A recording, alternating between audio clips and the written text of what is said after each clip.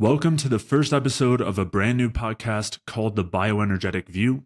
This is a podcast featuring myself, Mike Fave, who you already know from the Energy Balance podcast, and also Danny Roddy.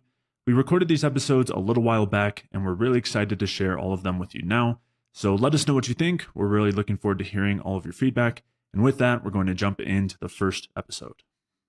Okay, welcome to A Bioenergetic View, a podcast with myself, Jay Feldman, and Mike Fave.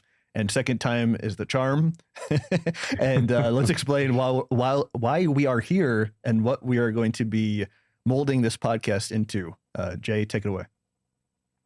Yeah, so we wanted to have a different show to provide a different format, to provide information through, or just to share in different sorts of information. You know, in our current podcast that each of us have and channels, we tend to get into depth with the physiology, get into research. And while that's great, it's not attainable for a lot of people. And it's also just heavy. And if someone wants to understand the basics, it's hard for them to get started with those things. So we wanted to have a platform to share some more basic things as far as the bioenergetic view goes, tips and tricks, and keep things simple and practical.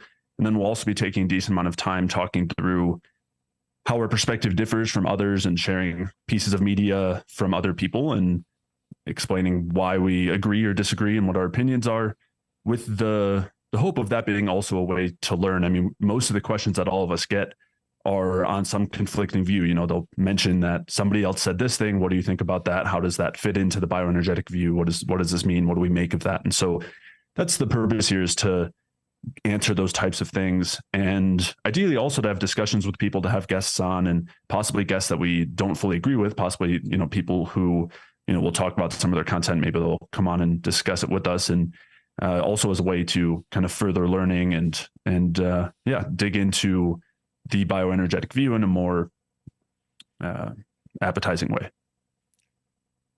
Appetizing.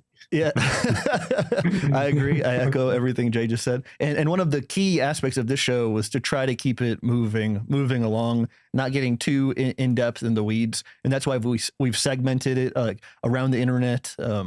A basic segment talking about, probably like today, we're going to talk about what is stress.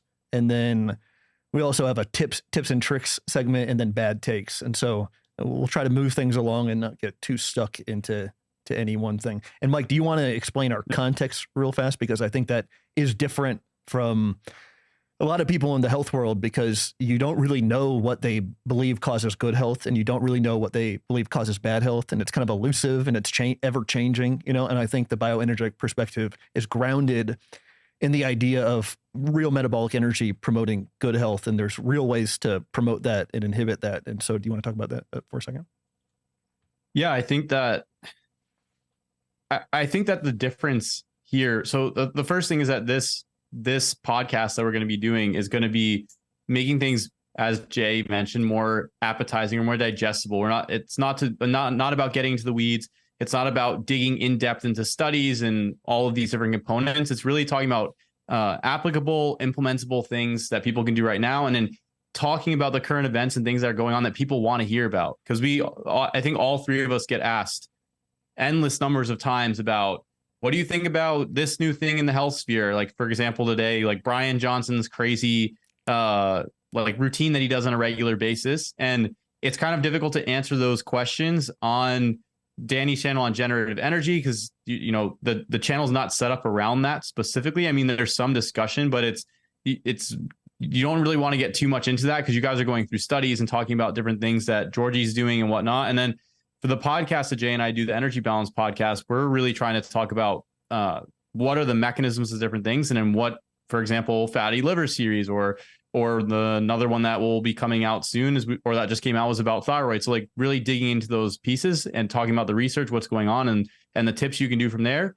And then even for my own channel, it's like mechanisms, research mechanisms. So there's not really a place that you can come in the bioenergetic sphere where it's casual, it's fun, it's kind of like a variety show with a bunch of different things that are a bit entertaining, but also providing value to people. So we wanted to create the first podcast like that for this particular niche, for this particular sphere.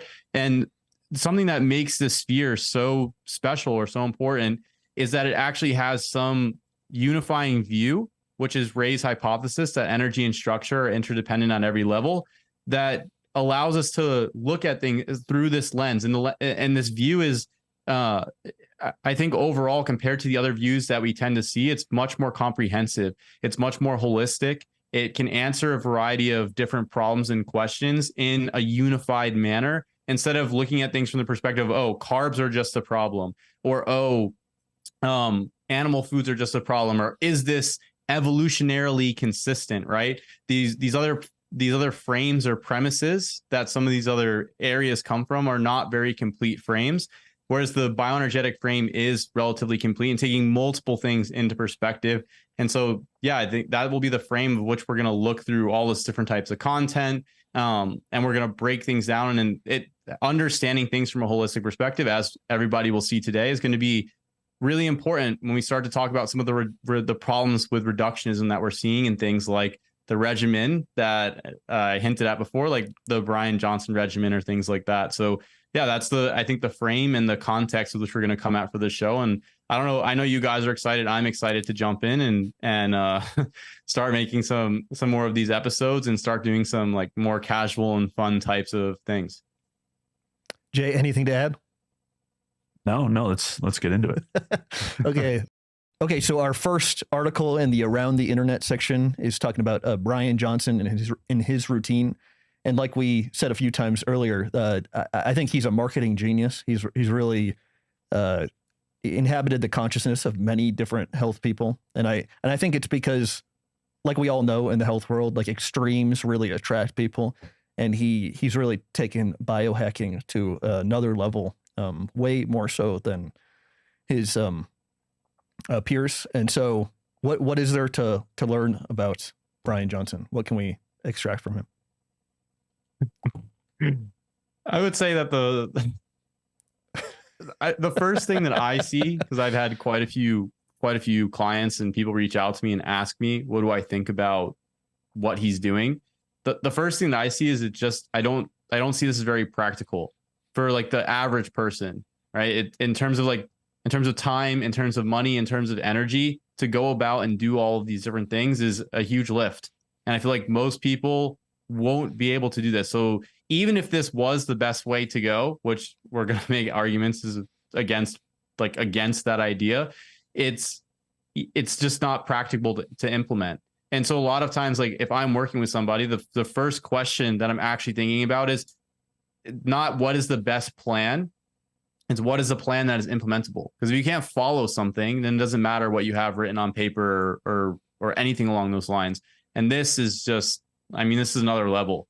The amount of testing, the amount of supplements, how things are prepared, like it's really an attention to some of the details. Are some of the things great, like the super low heavy metal organic chocolate or like the really high quality olive oil? Yeah, those things, that attention to detail, all of that is great. But some of the other components are like, I think, very difficult for the common person. And not saying that, I'm not trying to strong man Bryan Johnson here and say that he was trying to promote it to that perspective, because that's not his ultimate goal.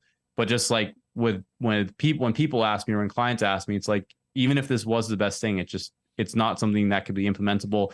The other thing I want to say is, while I think there's some things that are in his paradigm or his setup here that are quite ridiculous from like a logical perspective, not from a judgmental perspective, or from like my understanding of the research, I think that there's some things that are also, I think, are fine. And I think that are like not that problematic to do on a regular basis, or a supplement, or some of the foods that really aren't that bad and are likely beneficial. So I do want to frame it that way. It's not like every single thing he's doing is bad, or is just completely counter to some of the things within the bioenergetic sphere. It's more of like a mixed bag of things, and some are like really counter to the ideas, and then some are not really that far off. So it just really we're only going to cover diet and supplements here, and we'll get into it, but we can't get into everything else. We don't want to spend 2 hours just on that.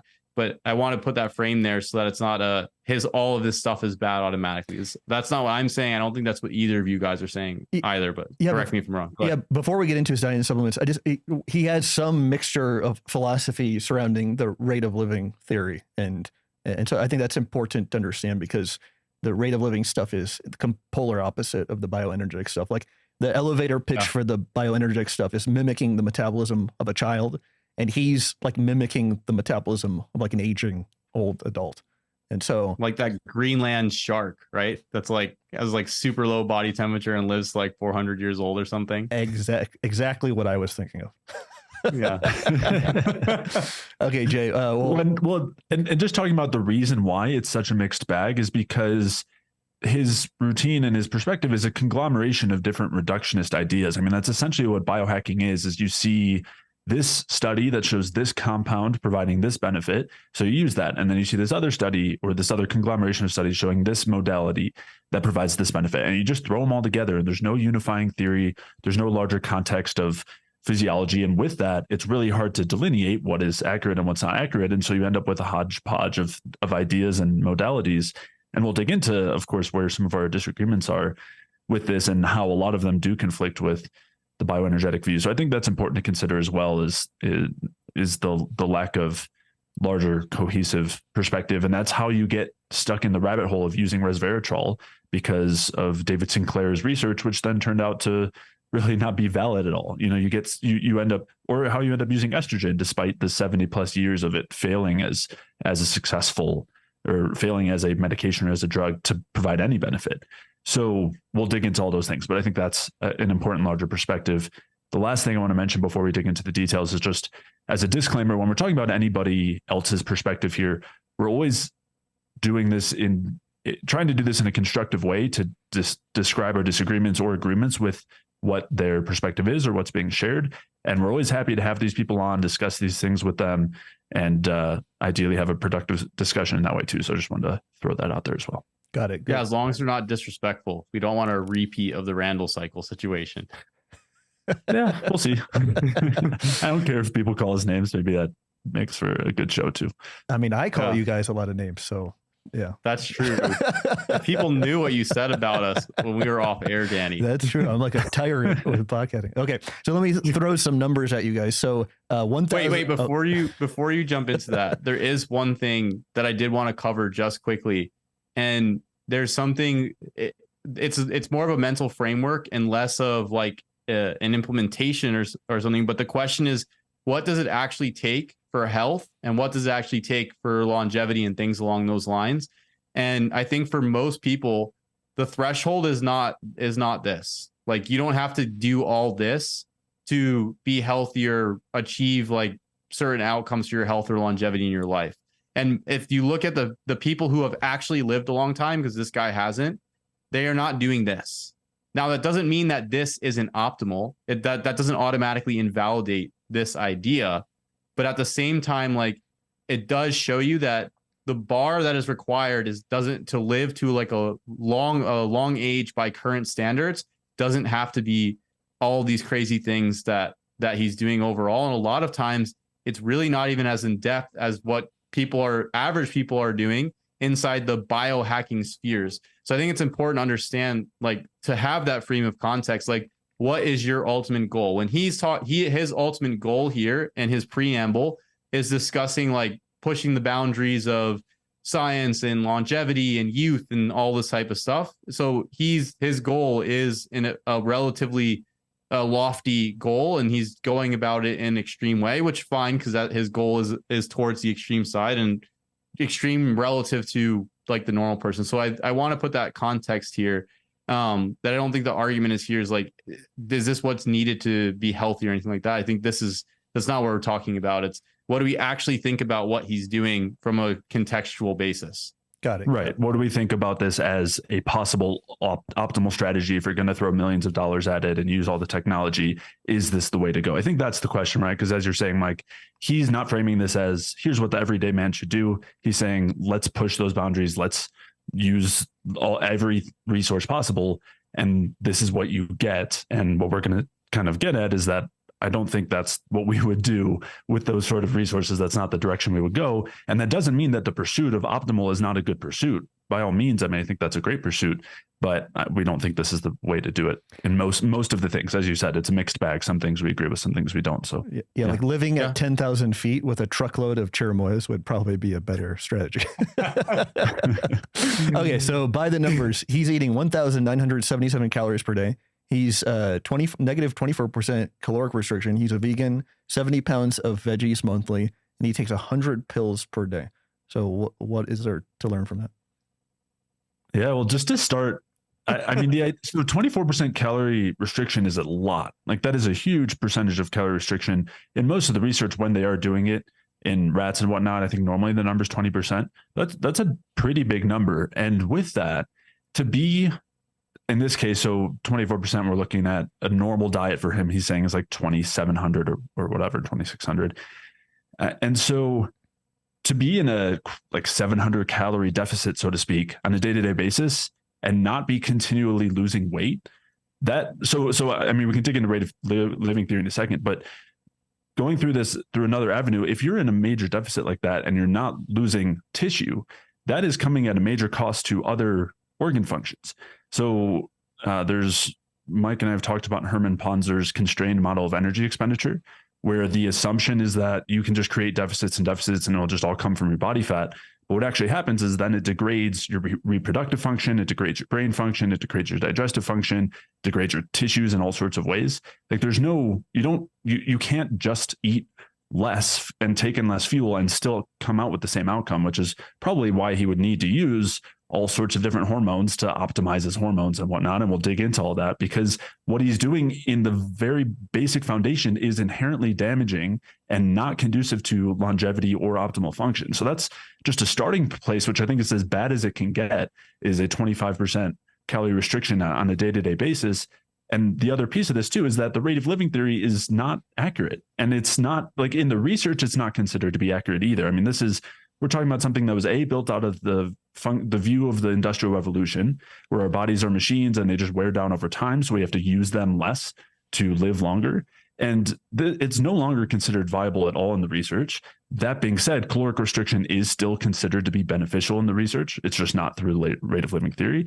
But again, without digging into that research, the short answer is that research does not hold up at all.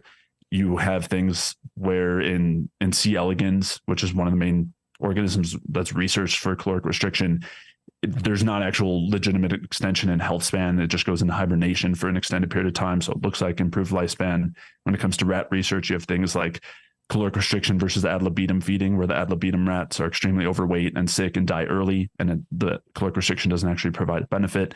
I mean, just like the research behind the caloric restriction improving longevity is heavily flawed. And so I think that's already a flawed starting point that you will come to if you're in this biohacking sphere of just trying to look at the outcome without the larger perspective. Isn't in Ansel Keys's starvation studies, isn't it Minnesota starvation experiments? It wasn't it like 1,700 calories that caused them to induce psychosis and like self-mutilation? I think it was 1,800. It was about 1,800. Yes. Yeah. So, I mean, that really speaks volumes about eating this little. But what were you going to say, Mike? The other thing I was going to say is like the rat research that showed benefits that Jay already discussed as having issues with ad libitum versus restricted didn't actually play out inside the primate research. So inside the primate research, basically, if you took the primates and you like, this was monkeys, rhesus monkeys, and you put them under caloric restriction when they were younger, they actually didn't live longer. They actually died earlier than the monkeys who went into caloric restriction when they were older overall. And then there wasn't actually like a change in lifespan in monkeys who were calorically restricted on a more normal diet versus the basic lab diet. And so this brings into question, is it just restricting calories that is actually providing the benefit and the increase in lifespan? If rate of living theory isn't like the determinant or isn't the mechanism by which caloric restriction is working to increase lifespan, and we're seeing these weird semi-paradoxical elements inside the caloric restriction research, then I think it's unlikely that just dropping calories is what's inducing the benefit or the improved lifespan for these organisms. I think it's probably not eating as much garbage, and then because a lot just to as a caveat or as a some basis here, most of the caloric restriction studies in rats and in primates use the like hottest garbage diets you can use, like sucrose, dextrose, soybean oil, corn oil, and then like Whole Foods primate diet. It was like soybean meal and corn meal and things like that. So it's not a whole foods diet. It's still garbage. Like it's not things that the monkeys would typically eat. So I think the question is like they just ate less garbage, so they got less sick over the course of their lifespan, and the calories wasn't a thing. And since you don't have the relationship showing in the rats with the rhesus monkeys, I think the extension from rhesus monkeys to then humans would be even more questionable as far as the implications, especially because the energetic processes in humans, I think, are a bit more demanding. Consider our central nervous system functions and whatnot. Then on top of that, there are actually problems with caloric restriction in human research. So when there's like groups of people, I think they're called the cronies, and they do caloric restriction. Basically, there's a variety of hormonal aberrations that occur, which Jay kind of touched on. So, I mean, I guess it doesn't matter if you have hormonal aberrations, if you can just plug away testosterone, DHEA, large doses of transdermal estrogen and whatnot on a regular basis. But they have like bone problems. There's some hormonal issues and things along those lines that make it questionable as if it's a good long-term strategy. It's not very clear overall. The next piece I want to mention is that his diet is probably even less calories than is shown. And the reason why I say that is because he's eating like really hard to digest foods on a regular basis in conjunction with adding something called acarbose, which blocks carbohydrate absorption in his with his meals. So he's eating like really hard to digest grain-based or legume-based products and nuts and seeds that have components in them that inhibit digestion. And then he's taking something to further inhibit the carbohydrate ingestion. So, and then he also doesn't have a high amount of quality protein either. I mean, it's mostly plant-based protein. It seems to be balanced. I can't see the amino acid ratios, but it seems to be balanced because he tends to have like some types of nuts and seeds with the legumes, but they're not high quality protein. They're not super digestible. So most of his diet is actually coming in from a higher fat intake, and a lot of it is actually PUFA. So it's a weird, calorically restricted, borderline low carb, not so high in protein, high PUFA diet. It's like a very weird mixture for diet, and it's not entirely vegan because he uses collagen, but it's like mostly vegan. So from a perspective, there's like a lot of problems with the ideologies that are functioning here. And then I think the supplement regimen, if we dig into that, is like trying to correct for these problems. It's like he's taking iron, he's taking B12, he's taking zinc, he's taking a bunch of things to correct for the fact that his diet doesn't solve for those things. Or at least that's my assumption, right? He's not explicitly saying that. At least that's what I'm assuming based on looking at the supplement regimen. Jay, not to mention the testosterone, the thyroid is using, the metformin is using. So you've got like the hormonal replacement because his basic framework is something that is going to destroy that hormonal profile. And he's using a ton of other things that'll probably, go to lengths to keep stress hormones down to the extent that's possible, DHEA and whatnot. And then ashwagandha and things like that. But then also you've got metformin. So talking about not using the carbs that are coming in, it's a great point, Mike, that yes, he might be eating around 2000 calories, but not absorbing a huge amount of that. Most of it's indigestible. The carbohydrates aren't going to be absorbed because of the acarbose as well. I mean, there's just a number of things here, and we'll get into those as we get to the supplements. But yeah, do you want to go? What was the second part there, Danny, after his caloric restriction? So measurements of blood, stool, saliva, urine, MRI, ultrasound, other, and so what would we favor in replacement of? Well, obviously a lot of these things are not accessed like everyday type of measurement, but I guess what would we favor instead of these things? Yeah, well, so there's two things I want to mention. Also, just the vegan and 70 plus pounds of veggies. I think we've got a good example here of, again, a biohacking perspective where I don't know what his ideology is behind the veganism, because as you pointed out, Mike, he has to do a lot of things to make up for the lack of nutrients there. I don't know if it's an ethical one, but regardless, obviously, I think we would say it's coming from a pretty flawed perspective. And as you said, Mike, he is still having collagen as well. But I don't think I would be considering the 70 pounds of veggies a month as a good thing. Again, we're building off of these reductionist assumptions. 100 pills daily, again, talking about, this is something I know, Danny, you've talked about a lot. I know Ray talked about a lot. The more supplements you take, the more chance of contamination, the more chance of all sorts of issues. And we'll talk about that as we get into supplements too, but just some quick things. Well, they're not even like the best quality supplements either. So like, I'm sure some of them have like different excipients, flow agents, whatever else in there. And then something I want to mention is like, say the theoretical idea behind doing a vegan diet was to lower certain amino acids, he's supplementing with N-acetylcysteine. So it's like, sure, maybe you lower methionine a bit, but you're still having a decent cysteine intake from supplementing essentially pure cysteine. So I think that there's a couple things that are like, and this is the part of that reductionistic element, right? So if I was to break down and say like some of the biggest problems that I see when I look at this diet, first of all, it's the veganism piece that we mentioned. So you have a bunch of hard to digest foods. For most, like his diet would bloat me up and I'd probably not feel well at all. And I know a lot of people would also have the same response. His nutrient density is okay, but considering the food matrix that he has on that food, plus the different components that inhibit absorption, I would say nutrient density isn't actually that great overall. Plus he's lacking some nutrients because he's running a largely vegan diet. The protein quality is poor. I mean, you can combine beans and grains and beans and nuts and seeds together and whatnot, and you'll get a complete amino acid profile, but it's still not the most digestible, absorbable form of protein. And they still tend to lack other sources of amino acids. Plus he's supplementing with amino acids that were restricted in the amino acid restriction studies for longevity. So I don't even know if that was like the rationale behind that perspective.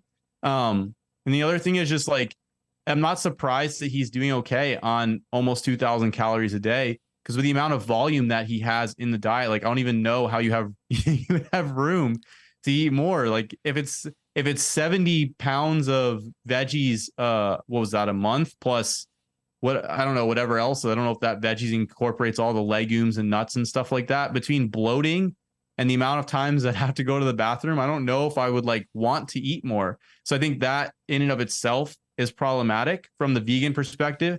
The other thing I'm seeing there is like they talk about rate of living theory, and we mentioned that, or we're assuming that's the perspective. But what about membrane pacemaker theory and then running like a high PUFA, high fat diet? So he's pushing fat oxidation. He's pushing higher PUFA intake. The other thing, he was also using HGH, which he had to stop due to side effects, which is further driving fat oxidation, which based on some of the things we're talking about is probably not ideal for long-term health. And the other last one is that has like non-existent sodium intake. Now, I don't know his full sodium intake because I can't see the complete chronometer, but he doesn't salt his food to taste. And then if you ever set up a whole foods diet like this, there's basically zero or very, very minimal sodium, if any at all. So there's quite a few issues with, plus I don't think the calcium intake is super high, but I know he's supplementing calcium. I just don't know what the dosage is. So those are like right off the bat, like I think those are pretty significant problems with the diet. But there is some things that he does get right? So like high quality foods, he's not using a bunch of garbage industrial foods that have a problematic components, even though the supplements likely have excipients. He does have a decent fruit intake, and then some of the vegetables are problematic, but some of them are also fine. And then some of the spices are problematic, but some of them are fine. And then as far as like fiber and polyphenolic content, I think that some of those things are actually beneficial. Maybe not 70 pounds a month, but some of it is beneficial. So there's some things right, but there's like a couple things wrong, and definitely not how I would go about using constructing my diet to live a long time, or at least to enjoy the life that I had on a regular basis. I'm incredulous that his digestion is good. I don't believe that you can take this many pills and have good digestion. And he kind of did not, when I typed in bowel function on his website, it didn't really say anything about bowel movements.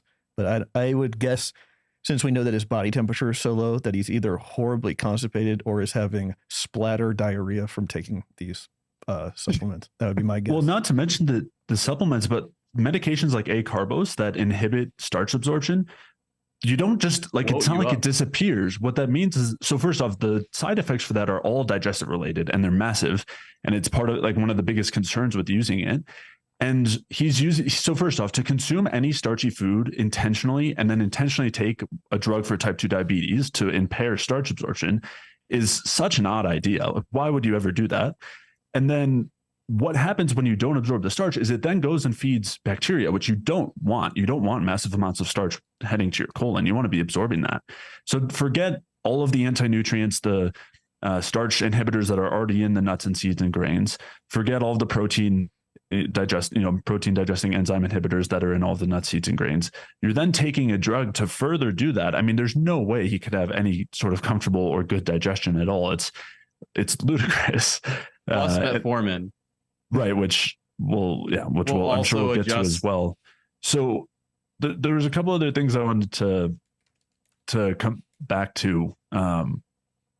Something you said earlier, Mike, but I guess I'm sure it'll come back up. Do you want to go back through go to the measurements thing? I think that you were about to bring up a good point, Danny, as far as, it might be good to have some blood, stool, saliva, urine tests, but I would secondarily, I would be really careful about all the radiation-based measurements and testing, which I don't know what all he's using.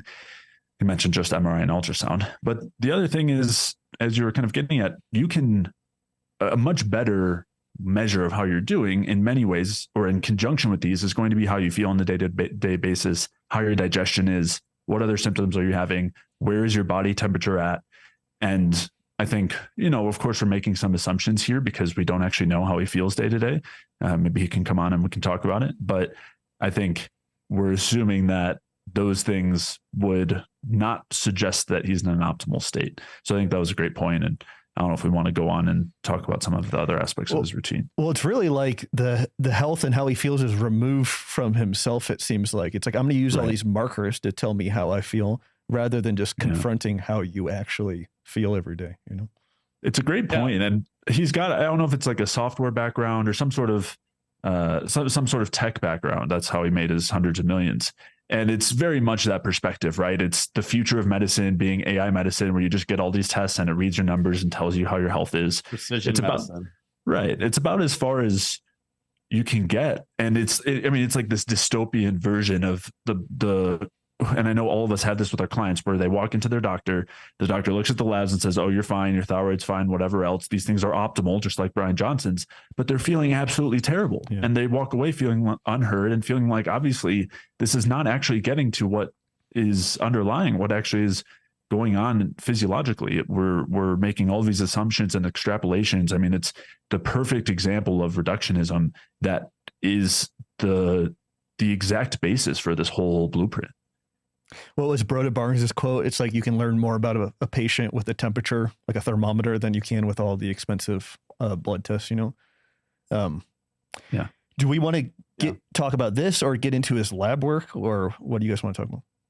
Well, I think the next thing would be supplements. That's like the next big area. If you go onto the left bar there, it says diet and supplements, Danny. Go all the way to the left. See how these are just screenshots, Mike. No, these are just screenshots. It's not the website. I'm on his site right now. Oh, it is. No, Danny's on his website. Yep. Yeah, okay, gotcha. And then now you can see the supplements there. Is he taking these on an empty stomach?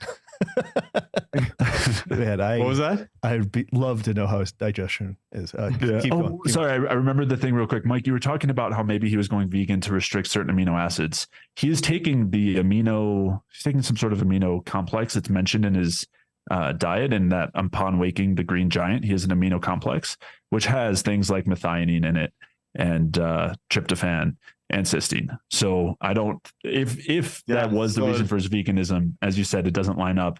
And it's also, again, this product of the reductionism where, yes, we know that methionine can be an issue, but you can offset that with glycine, and you can still consume, you can consume a diet in a way that is not going to have massive amounts of methionine. And we think that you should do that. You should avoid methionine, but I don't think it's, as you're kind of getting at, or as we were saying, it's not a good reason to go vegan.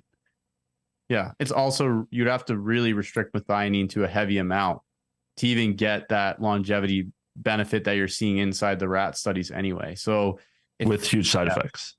Yes. With significant side effects overall. So I don't think a lot of some of the strategies are really tenable, especially or particularly in the long term. The other thing I wanted to come back to and just mention is like the idea of having to rely on all these tests and different components to get a sense of how you are is a continuation of the idea of constantly outsourcing everything to some type of authority figure. Right. And I think that instead of taking self-responsibility and like relying on your own responses and adjusting from there. You have to give it to some sort of other system that will make the determination for you. And I think that principle alone in and of itself for a lot of people is actually directly counter to them developing their own health. Because at least for me, the best experiences that I've had in terms of improving my own health was going based off my symptoms and how I felt with something. And this is why I think we pick on the supplements so much, is like all of these supplements, I'm sure, have like 10 studies or more behind them that say it does this, it does that, it does this, it does that. And then, but the problem is like, and I'm sure you guys have seen this as well, with a client, you can give them taurine. You can say, here, take taurine, and then they can have a bunch of terrible digestive symptoms from it. And it's like, regardless of what the studies say about taurine, who cares? If you're having terrible digestive symptoms from it, then why would you take it?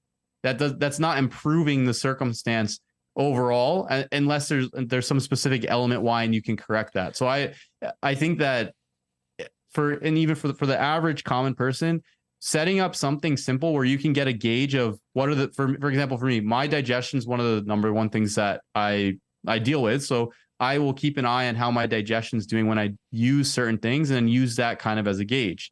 So you can develop that, and you don't have to get an MRI every month or you don't have to do like an ultrasound or this or that every month. Now, as far as the supplement perspective, we kind of already talked about the like fillers, excipients, flow agents, the problematic things. We talked about like using acarbose and metformin with really hard to digest carbohydrates, but he's also on high dose iodine plus the Broco Max, which is a broccoli supplement, plus genistein. Go ahead. Why don't I launch some supplements at you guys and we can get your quick takes? So, and I'll keep things going. Well, what I was going to say is I group those together because all of those things have a negative impact on thyroid function. And then he's taking thyroid. Mm-hmm. So it's like, I'm hypothyroid. He said since he's 21, fine. But it's like, I'm hypothyroid, so I'm taking thyroid, but then I'm going to take a bunch of things that are probably not that great for your thyroid. Yep. So it's like that's part of the reductionistic perspective. And I guess perhaps the idea is like, if I'm using thyroid, then it doesn't matter anymore. I don't know if that's where the idea is coming from. Well, and he's taking estrogen and then taking testosterone. I mean, he's taking, it's all conflicting. Well, he's taking higher dose estrogen than testosterone, right? I think it was like the testosterone was 12 milligrams a week, and then the estrogen was 4 grams a week. But if you look at like estradiol or testosterone values in the body, testosterone's measured in nanograms, and then estradiol is measured in picograms. So it's like, why is it's such a weird dosing regimen? It's a really high amount. And it's like, why is a man taking tons of estrogen? Or anybody for that matter, really. The strategy, but especially a dude. Yeah, the strategy here seems to be as inconsistent as possible. So these are some of the supplements that we talk about. So, I mean, does anybody have an objection to vitamin D3 at 2,000? That seems pretty safe, you know. But what about DHEA at 25 milligrams? It's a bit high again. It can aromatize at that point, and probably will, considering his diet and whatnot. Like his entire lifestyle is going to drive aromatization. So I'm assuming that would be, I mean, he's taking also fish oil with it, and we'll keep going through it, but he's going to be aromatizing a decent portion of that. So that's a bit high. We have the phytoestrogen, the genistein, plus the high dose estrogen. So, I mean, who even cares if you aromatize at that point? If you're applying topical estradiol, maybe that's the point. Maybe that's the goal. So we wants more estrogen. So we have like a thyroid inhibitor, possible thyroid inhibitor. I can't recall, but I remember somebody saying something toxic about orotate. Have you guys ever looked into that?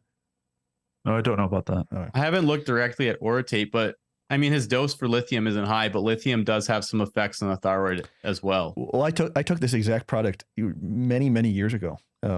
So there was, I can't remember, some doctor was promoting it. We have like another thyroid inhibitor.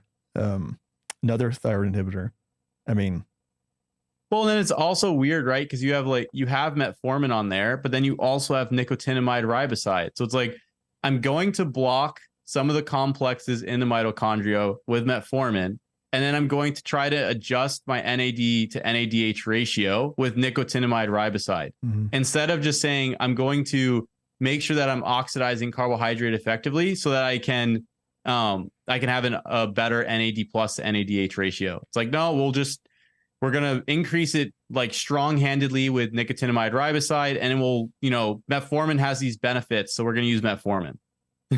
Well, that's the ridiculousness of it all, right? So metformin was shown, just like caloric restriction in some of these studies, to extend lifespan. And so then it's like, oh, well, yeah, of course, I'll just take metformin, forget the fact that it's just going to fully impair carboxylation and, cause lactic acid production and essentially prevent ATP production from glucose, not to mention all the other plethora of issues that it has. I mean, it's again, just I don't think you can do it in a more reductionist way. Yeah. And people, and even in the biohacking sphere, I mean, I know Dave Asprey used to talk positively about metformin. I think Ben Greenfield did too.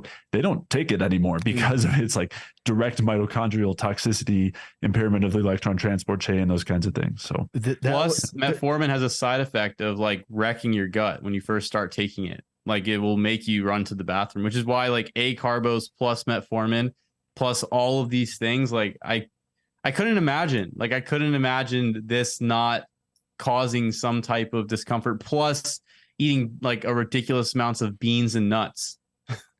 Yeah, metformin went the way of Rob Wolf's fish oil calculator. I think people realized that it was damaging, so they stopped doing it. But the funny thing about the health world is stuff will come back into vogue later. So maybe in 8 months or something, a lot of these same people will start talking about metformin again. So what else? What else is there to dissect from his supplement regimen? Well, he's taking fish oil. No surprise there. We kind of talked about the N-acetylcysteine.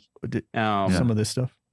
Well, that's the other thing is like it's like this is the whole thing that's also questionable to me.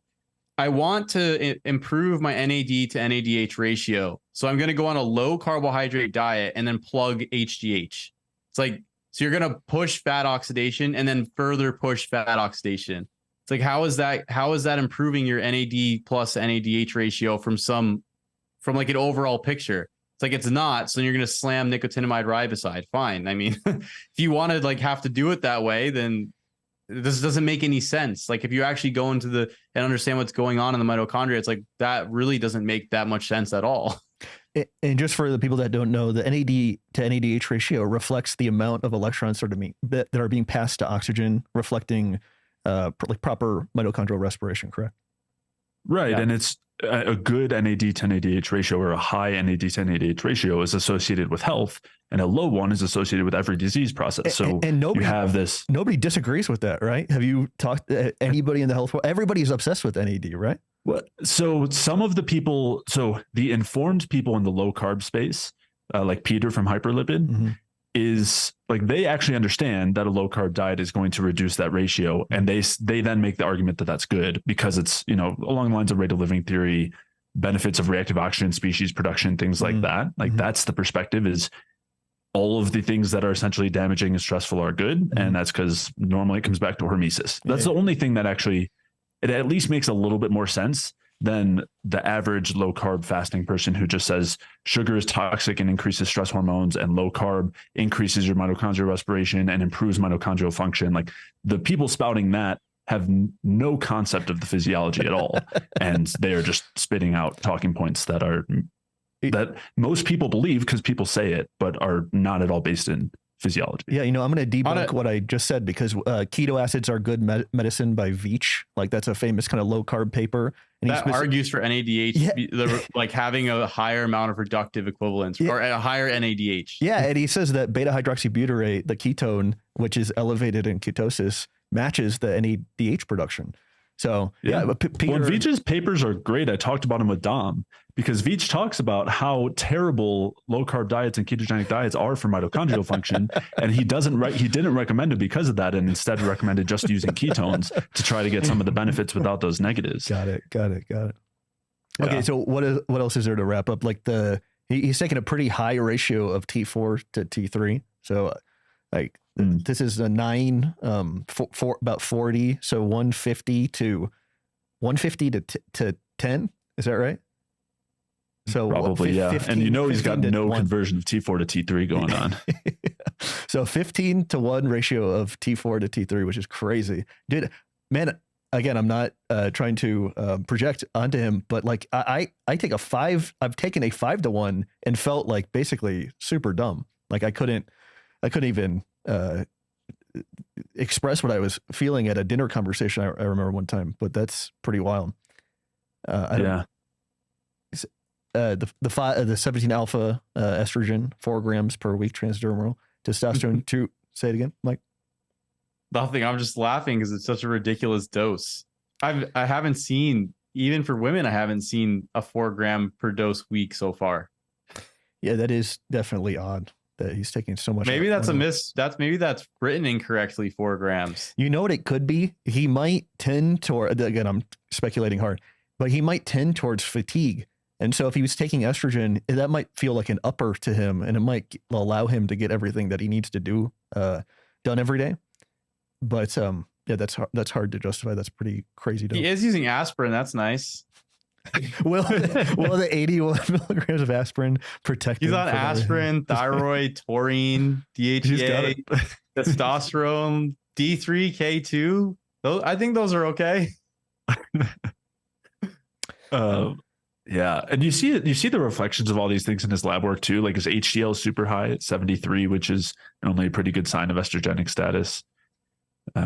His SHBG was crazy high, and also probably driven by estrogen. Yeah, low carb, high fiber, high fat diet.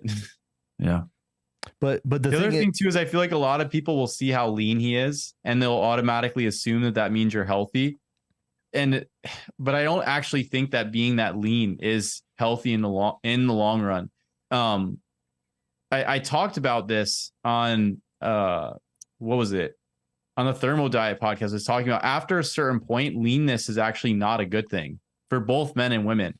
And even so, body fat percentage and also BMI, if it gets too low, there are like negative associations with health with that. And I remember when we were in college, Jay, and we were both like super lean, doing low carb and intermittent fasting and working out, like both of us were not feeling that great overall in multiple areas, hormonally, sleep wise, energy wise, workout progress, all these different types of things. So I feel like, I don't know. I think that people assume that extreme leanness like that is a good thing. Now, being overweight I'm not making an argument, because I think a lot of people automatically go to this to say, oh, you should just be overweight. What the argument I'm more pushing for is like, there's a optimal body fat level, or there's like around a normal level that's appropriate. And I think he's way far on the other side. I think that's another problem here. I remember when I was that lean, I have vivid memories of having really bad sleep and not feeling well. I also have vivid memories of trying a diet set up similar to this in the plant-based phase before I even got to the paleo stuff, and having like a really bad time and really bad mood and energy and like relationships, and everything was suffering and digestively. Did that lead to your gallbladder surgery? That actually was what led to my gallbladder surgery. Was I went on like a super plant-based diet. It was like lentils and raw arugula and raw garlic and avocado and like olive oil dressing with lemon I would make. And I would eat that like, and then like vinegar, and I eat that like 3 times a day. Sounds good. And I felt terrible. I remember I went to the cardiologist when I was eating that type of diet. I was very lean at that point as well. And my heart rate was like resting was like 38 to 40 beats per minute. And I remember the cardiologist like commenting to me, he's like, wow, it's like, you're so healthy. You must be like quite an athlete. And I just remember like I was freezing cold. My workouts were terrible. I was also juicing kale. And then that's when I wound up developing that's when I developed the gallbladder problems. Or it was, I don't even know if it was gallbladder, but serious digestive issues. And then the surgeon was just like, oh, it's probably your gallbladder. Let's take it out. Yeah, just from a quick glance, his cholesterol seems low. His DHA, despite taking it, seems low. His SHBG, like we talked about, seems high. Farther down, Danny, he mentions different markers, different values, whereas total cholesterol is 128. 128. Yeah, I saw that, but I didn't read it fully, so I didn't know that. I mean, that's really low. That's like endotoxemia, or your liver is not functioning right low. That's crazy. Yeah. They're all optimal though. I have to take his word for it. Well, lower is better. There's no negative. It's just lower and lower cholesterol. I honestly think this would be like hypocholesteremia. Like this would be, I mean, Mike, that's under, this is like well under the range, but actually the way they do the ranges now is just less than 200 is good. Yeah, got it. And then if you have heart disease, some cardiologists will even push for lower, like as low as possible. Some of them think is like the best way to go. Total. Yeah, I know people who are put on statins for heart disease who have cholesterol in the 120s and have signs of muscle damage and all sorts of issues. And the doctors do not want to lower the dose on the statins or anything. They're so against that. Yeah. Crazy. Yeah. It's quite an interesting, that's the other thing is like, who's defining what's optimal? Who's defining these ranges? That's also really important because the other thing is like, so say you're going to plug in your information into some like super AI system, like lab analyzer. And then it's just like, there's this range and your labs are optimally in this range. Are you looking at that in the context of everything else?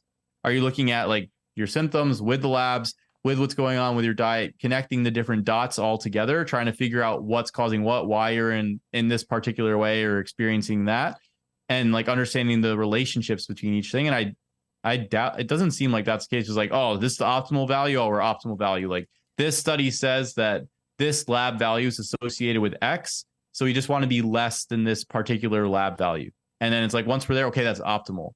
I don't know if that's how they're going about it, but it seems based on how everything else is running, the level of reductionism, that it's probably something like that. And I would argue that that's largely not ideal, especially because I wouldn't characterize many of those lab values as optimal. I mean, obviously that's what you guys are saying as well. Yeah. And it's based on research that requires interpretation if you want to actually get it right. I mean, in the same way that we can talk metformin, calorie restriction, anything else, the lab value ranges that are determined are based on often reductionist assumptions and correlations and things like that. And, you know, I think all of us have talked about issues with low cholesterol levels in the past. I mean, that is the territory that you fall into when you are just taking these endpoints and looking at health as a computer program. And you just, you know, these studies just prove that this is the right formula, and you just do everything you can to create that formula. I mean, that's, I think this is all to be expected when that happens. But do we want to move on? I mean, feel free to comment on that, but do we want to move on past Bryan Johnson? I'm happy to move on. Yeah. Next segment, correct? Yeah. Okay. So our bioenergetic basics, you know, I have a trademark on this, Jay, so I don't know. Just joking.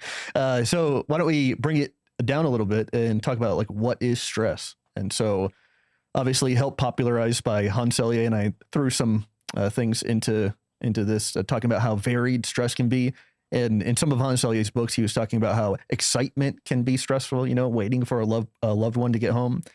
And so I think, at least from me talking with other people, I think it's usually thought of as like, oh, I had an argument with Mike and now I'm stressed out, you know. But I think in the bioenergetic space, when we're talking about stress, it's more on a cellular level. And so if your cells are not getting oxygen or not getting sugar, they're going to start adapting, sometimes favorably, but usually unfavorably, and release lactic acid, cytokines, et cetera, and cause an increase in the brain to release stress hormones. So what is your guys' basic view of stress?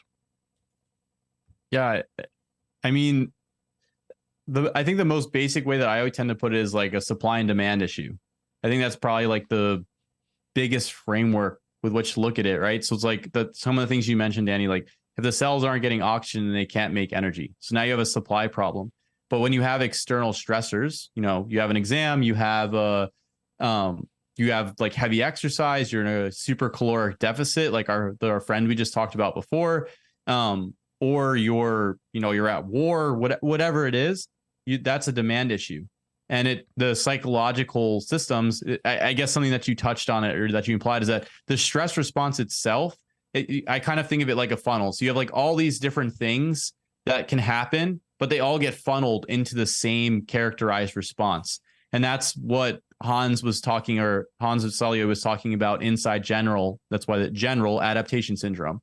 So you have all these stressors, same response, and then there's a typical curve that Jay and I discussed in one of the podcasts as well. And I know, Danny, you've discussed it multiple times with both Georgie and Dr. Pete on your generative energy podcast. So it's that those are like two big pieces, I think, to frame it as is the supply and demand and then generic pathway. Yeah, kind of like a mismatch between the organism's resources and the demands from the environment, right? A shorthand way of saying it. Yeah. I mean, I think we all have similar ways to defining it. I would say that stress is a response, a signaling response to an energy deficit. So an energy deficit being that situation where we have less supply than demand, either due to greater demands or less supply, as you were saying, Mike. And so this is pretty fundamental because the availability of energy is the driver of health. And so if we're seeing more stress, it means that we're in generally energy deficient states. And that is going to be something that drives us toward, less health, toward degeneration. And instead we want to be doing the opposite. And so bringing this into stepwise into more practical senses. So for one, we want to be making sure that we're encouraging the things that increase the amount of energy we have available, improving our ability to, for mitochondria to respire, for them to produce energy from the fuel that's coming in. There's a lot of factors there. I mean, that's what we talk about all the time. Polyunsaturated fats being things that inhibit that, and a lack of carbohydrates, of course, being something that inhibits that. And on the other hand, we want to make sure that we're not providing excessive demands that we can't handle. And again, in the short term, that can be fine if we're not always going to have the energy on hand to deal with some bout of exercise, but doing it excessively will lead to excess deficits and excess stress that, as Mike was getting at, will come at a cost in terms of recovery. And if we're not then providing enough energy for the recovery process, it'll lead to further degeneration. It will come at the cost of function and organization and structure. And so it's a really fundamental component and something that, as I think, Danny, as you were saying, the alternative world's perspective of stress is psychological stress. There's no conception of this physiological stress that's driven and affected by diet and exercise and lack of sleep and whatnot. And the things that are really inherently stressful and are viewed as beneficial due to hormesis, things like low carb diets, intermittent fasting, cold plunges, all those things that directly drive stress, in this case, by either dramatically increasing the demands or reducing the supply, like for calorie restriction or low carb diets. Those are the fact that those things drive stress is not mentioned. That is omitted.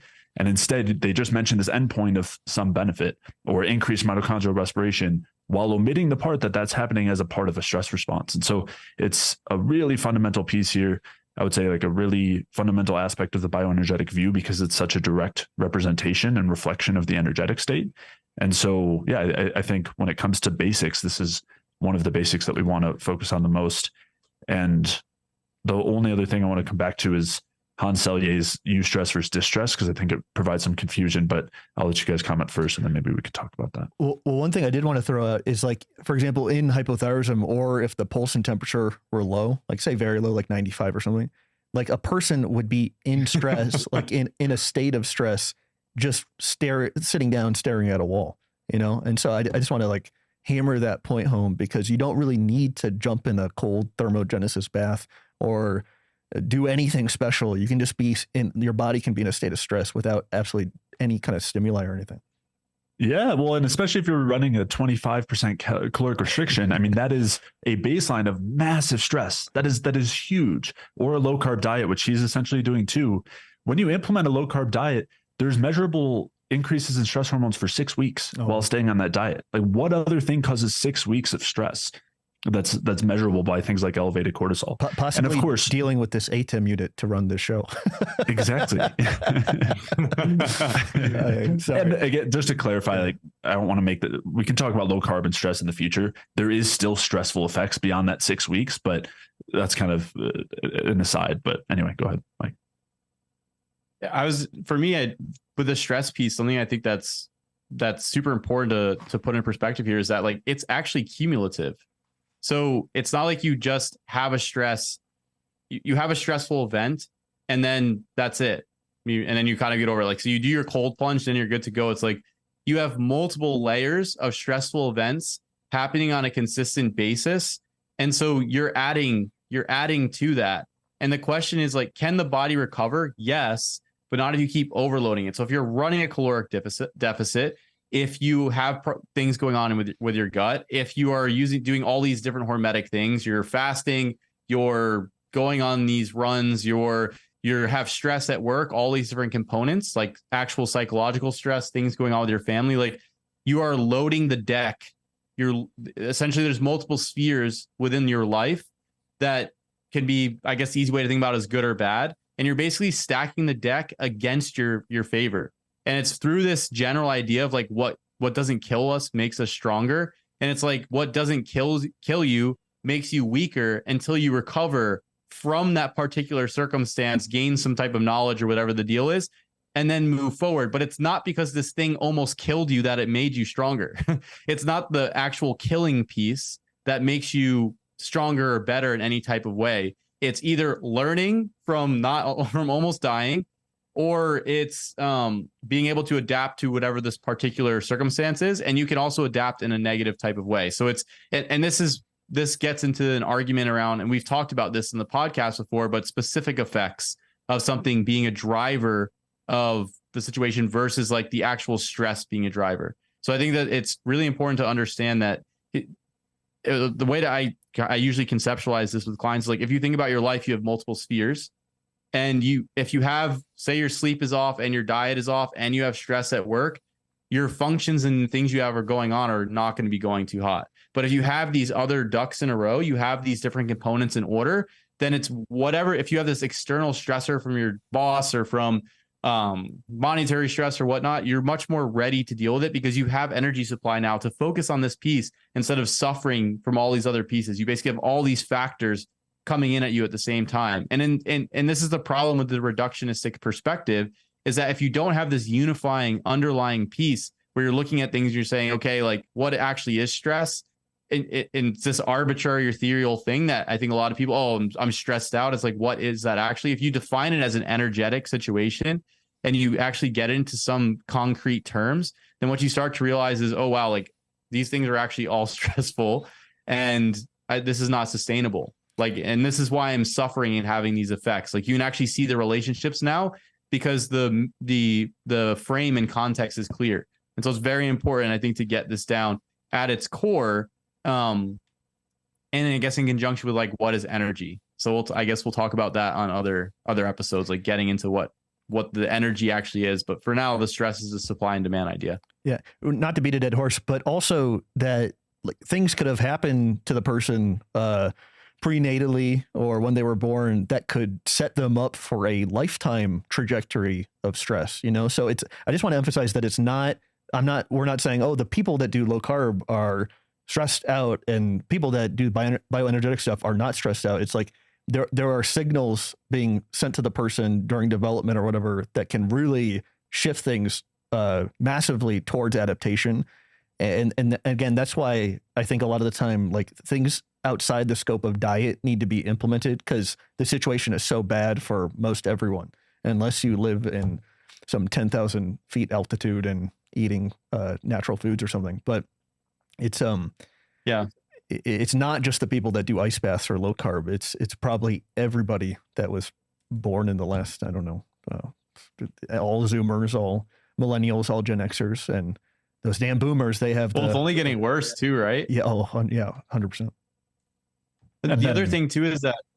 Go ahead, Jay.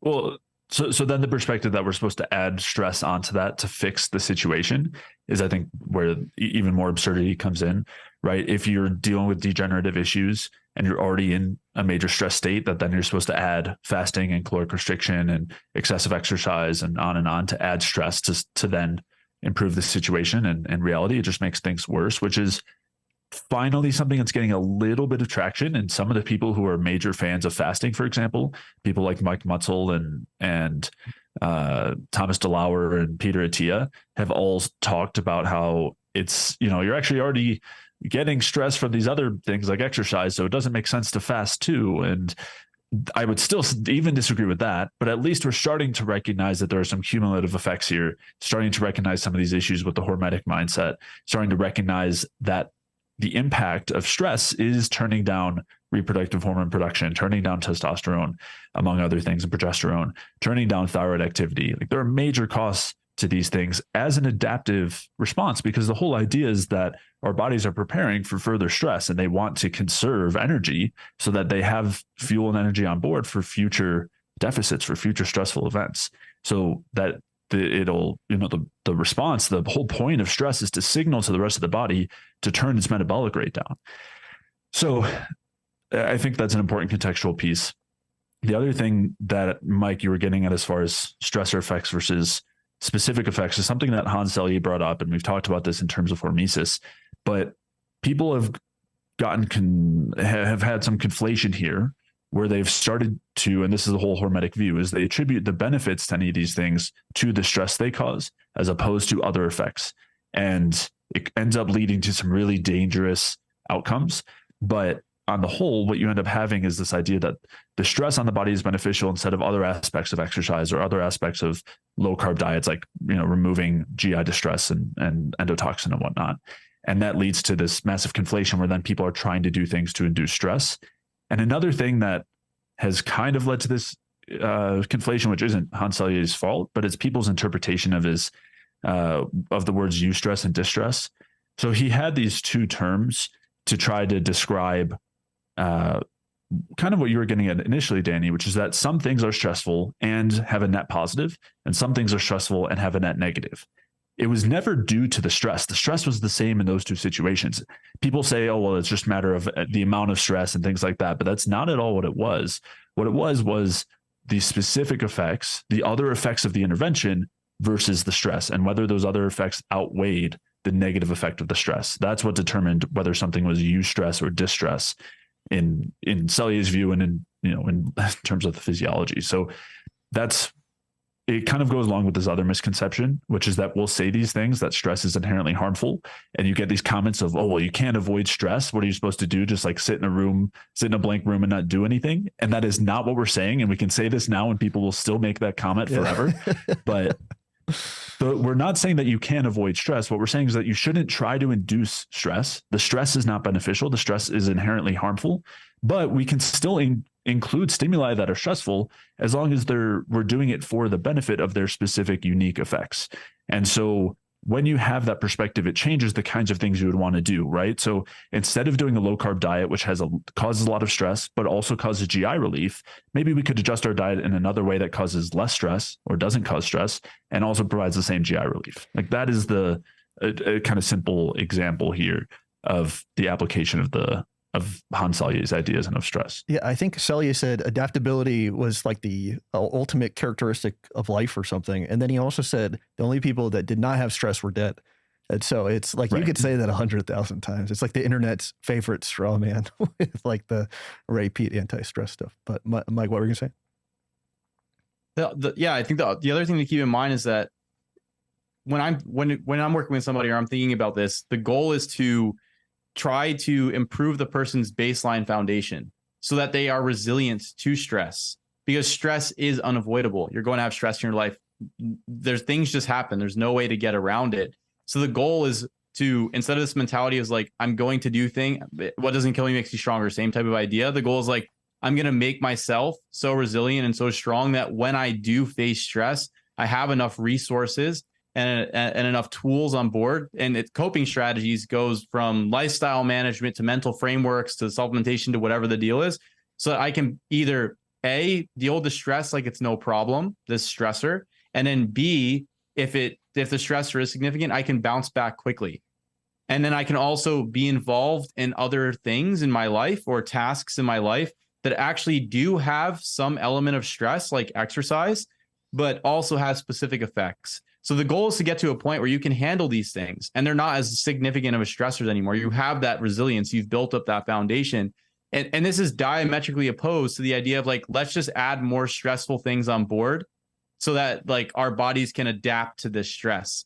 It's like, yeah, your body's going to adapt to this stress. And Jay, this is what you're essentially saying is like, you're going to adapt to the stress. You'll make more cortisol. You'll make more adrenaline, you'll make more glucagon, and then those things will make you less resilient to stress in the future as they turn down different metabolic processes and then they alter energy availability going forward. So it's like, instead of doing that, get to a really resilient state And then when you're exposed to stress, will you have some of those hormones turn on? Yes, but you can bounce back, or the perceived element of stress or the level of stress that you're feeling is non-existent or minimal compared to before. And I think in my experience, people think about when they're like teenagers or when they're kids, it's like they're not really stressed. And it's like after 20s or something like that, it's all downhill.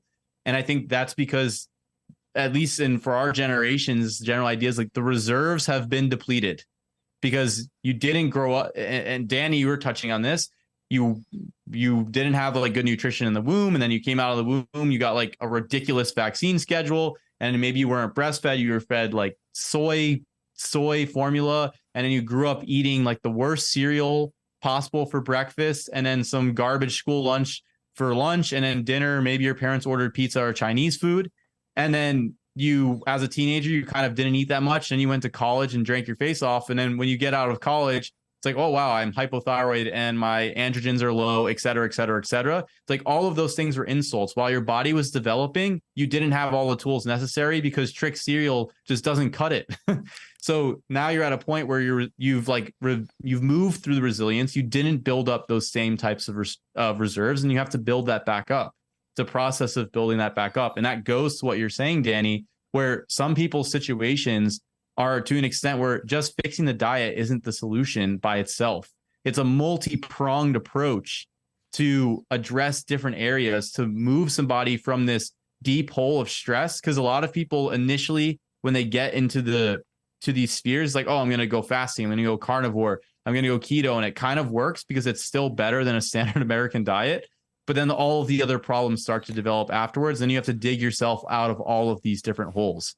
So that's I think, go ahead. Well, I was going to say, we can move on shortly after this, unless you guys have more to say. But the one thing I did want to beat into the ground is that, for example, I know a lot of people are like, take, for example, Sean Baker. They'll say like, why is Sean Baker seemingly thriving on carnivore diet when you guys are saying it's so stressful? So number one, I don't think you can really confidently say that because, you don't spend a week with him or go to the bathroom with him, et cetera. But I think the transgenerational kind of trajectory of health is really important to think about, because if Sean, I don't know his age, but he's like a boomer. But like I would guess that his trajectory in life is a higher standard of health than a Zoomer. And so if a Zoomer were to try to mimic him, like you said, Mike, there are positive parts about the carnivore diet, but I think they'd ultimately fail at some point because the stress that Sean can withstand could like kill a Zoomer over time because they just have different starting points. And so I think that's never talked about. And I just really like waving the flag about it because I think it's important. Yeah, well, look at Bryan Johnson's routine, and he's alive on it, whereas Mike had to get a surgery after doing that. So, Mike, why aren't you tougher? Why couldn't you withstand the stress? I don't know, man. My digestive system just checked out. Dude, I when I criticized the carnivore diet in one of my videos, people were like, "You should toughen up." I was like, "Okay." That's a good point. That's a good point. Well, so before, because I know we're about to head into the next section, I was just thinking, like, what? Say again, Mike? Danny did toughen up by not doing the carnivore diet. I just want to throw that in there. Yeah. Jay, go ahead. Well, I was just saying is that what I'm hearing out of this conversation is essentially that stress hormones like glucagon are evil and that we'd be better off without them. Is that what you guys are saying? That's it. That's exactly right. Yeah. Jay, I ruined your very elegant segue, but do we want to get into bad takes in this article from, who's the person? Marty Kendall. Marty Kendall. And so this was in response to a podcast you guys had done or an interview you had done? Yeah, we had done a podcast on the Energy Balance podcast. It's, I think, episodes 86 and 87, talking about, we were commenting back on Rob Wolf's view of the bioenergetic view. And so this was an article written after that was then sent to me. And this is Marty Kendall's kind of response to our view, but really it's a response to a non-existent view, or at least not ours. And so we can kind of go through it and describe that. He also, again, Mike was just as much involved with it. He just doesn't mention Mike's name, but few do. Sorry, Mike. Okay, so What did you say, Danny? I said few do mention you, Mike. I guess so. Just joking. Okay, so glucagon versus insulin, the accelerator and brake pedal for your metabolism. What were the salient points that you wanted, or do you want to steel man what he's saying if possible, and then give your rebuttal? That's the problem, is you can't steel man it because he's not saying anything throughout the article. Like, reading this article was, and again, this is objective, but it was painful because he makes statements like he said, he frames it as if we're not talking about context or nuance or moderation. And then he goes on to make hyperbolic claims, ascribe them to us from what we said, which is not what we said in any type of way. And then goes on to agree with those points, and while trying to refute them, but then being contradictory in different segments. And there's not like there's no unifying element through here. It's just like a bunch of different sections with no real logical flow. And then some copywriting thrown in about his special tracking course where he adjusts people's diet based on reading their blood sugar tracings. So it was a very weird type of article. It's hard to steel man it and give a good refutation to it because there's nothing of super substance to steel man overall. It seems like the result of somebody that looks too closely at macronutrients. Like that is the big thing to modify. Like the unifying theory to Marty might be like, get your macronutrients right, and that's what this read at. And I think towards the bottom, doesn't he say if you get your macronutrients right, that'll fix your hormones? Something like that. Yeah. We'll get to it. So I think, a couple things. First off, as with anyone else, just going to mention this again, we're happy to have Marty on and discuss our views of glucagon and insulin and where they differ, or the fact that they probably I think, so the other thing, and we're kind of getting at this, we agree with most things. I mean, he kind of just says like we'll read it, but he paints it as though we think that there is no purpose of glucagon, and he says there is a purpose. And like, that is the argument he's making, but it has really nothing to do with what we described.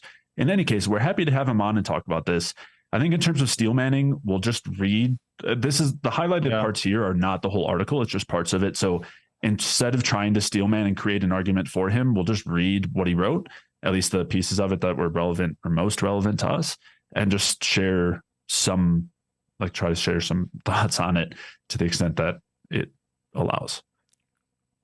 I do want to throw in here too, is like throughout the article, he uses like this weird analogy for glucagon and insulin as far as like how they're working or what they're doing. And I think part of the problem is that when I'm reading the article, I'm thinking about how he's processing it logically in his mind, and his ability to understand insulin and glucagon is dependent upon the frame or the way that the analogy that he's using. And since the analogy is basically entirely incorrect to a very large, not entirely, but to a very large extent incorrect, when he tries to make further extensions about how these things are working, it gets into this like weird, like he makes a lot of weird statements that maybe make sense in the frame, but are not actually physiologically correct. So there's a lot of backward. Really, sorry, go ahead. Yeah, I think it's just, I think if from a constructive perspective, I think if his frame was better or the analogy he used, he would understand it better. But I think that there's a lack of understanding because the analogy that he's trying to paint through here is not consistent with what actually happens. It was more like having the analogy, and then as you were implying, Jay, working back from the analogy instead of having the foundational understanding and then you creating an analogy off of that foundational understanding. Well, not to mention, this is completely wrong.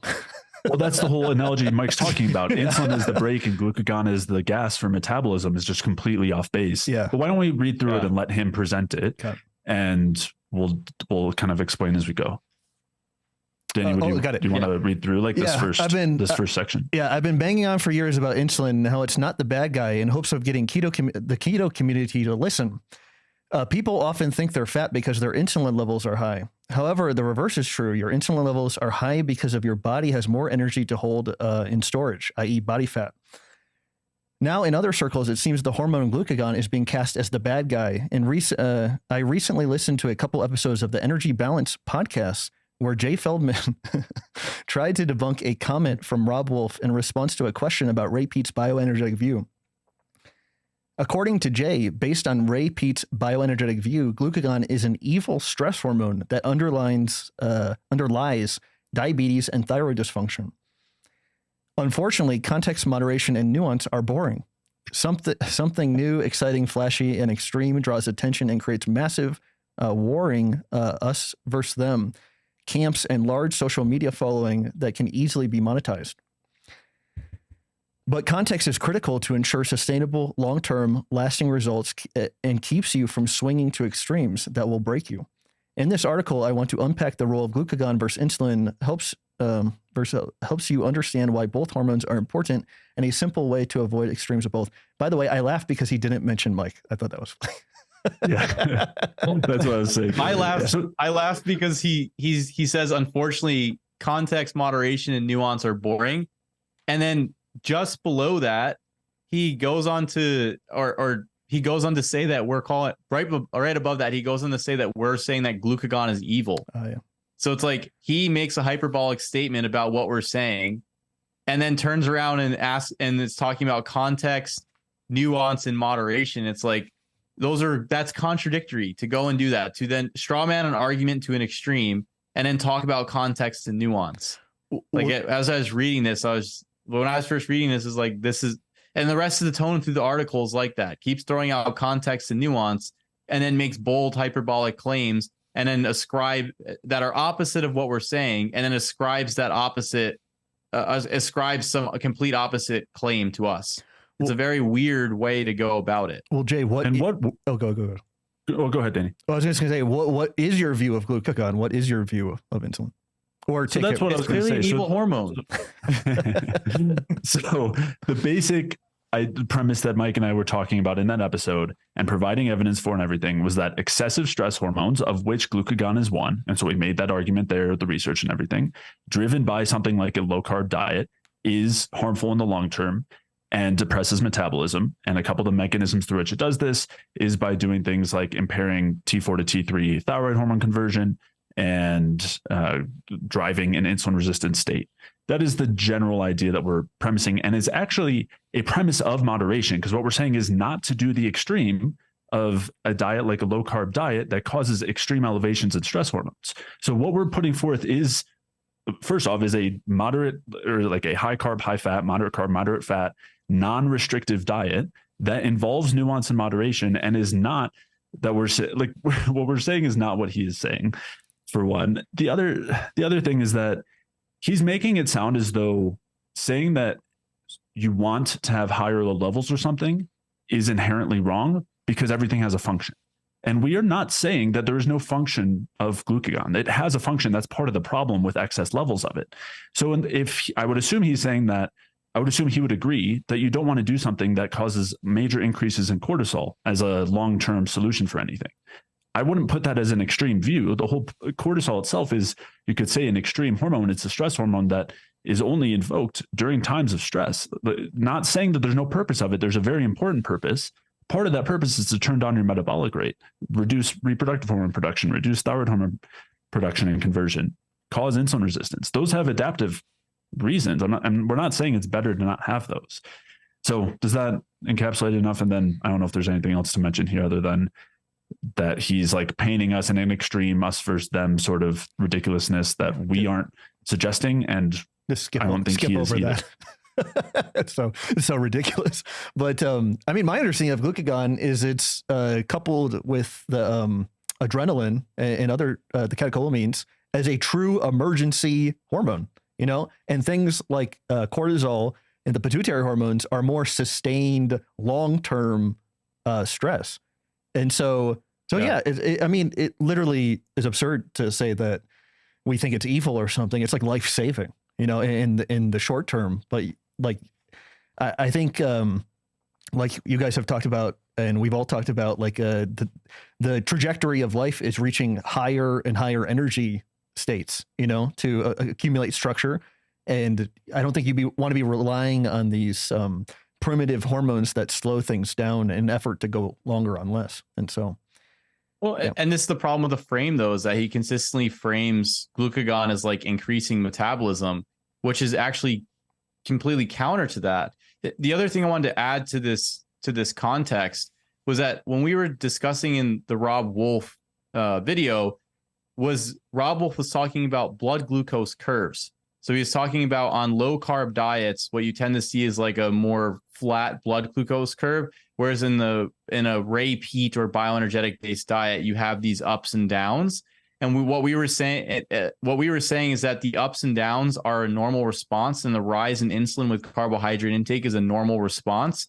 And then essentially, what ends up happening is that your blood glucose will dip back up, and those hormones will kick in, and that's also the hormones being glucagon and adrenaline. That's also a normal response, which is it's arguably much better to have the excursions during the day, have carbohydrate, blood glucose goes up, insulin comes up, brings it back down, glucagon comes up, you eat again, go and keep going in that cycle, than to just be on a low carb diet and have a relatively flat blood glucose level because you're not taking in exogenous carbohydrate, and then having glucagon run consistently all the time to maintain your blood sugar at an appropriate level because you are not having that exogenous carbohydrate come in. And what we were saying in the context for our video was that it's while you need glucagon, excessive levels, keyword excessive levels of glucagon are problematic, and you see higher levels of glucagon and dysregulated glucagon signaling inside states like diabetes. And then there's also negative effects of glucagon on metabolism and thyroid function overall, because essentially he's saying here that glucagon is signaling to increase metabolism, but counter to that, and we'll get to those points, glucagon is there to basically help to slow metabolism and provide substrate in the form of carbohydrate when you don't have anything coming in. So it's actually the brake on the metabolic processes. Go ahead, Jay. Long term it is. Short term it does increase respiration, and we talked about that dichotomy in a couple of episodes on our podcast where we dug into a study on stress and mitochondrial responses to it. So if you do look at what happens short term with glucagon, it looks like it is the gas pedal, but long term it's not, and in excessive amounts it's not. So let's let him create that argument first, and then we'll comment more on it. Yeah. Well, want me to read this? Yeah, please.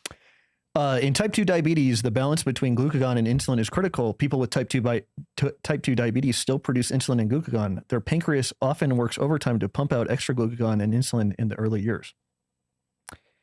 Because, do you want me to read this one? Because extra weight above someone's personal fat threshold often underlines type 2 diabetes, someone with type 2 diabetes typically has a lot of extra stored energy. So while we often think of type 2 diabetes as a problem with carbohydrate metabolism, the root cause is really overfilling our fat fuel tanks beyond what our bodies are comfortable with. Subsequently, their alpha cells work night and day, pushing out glucagon to signal the liver to unload some of that burden by pushing out the energy stored in their liver and fat cells.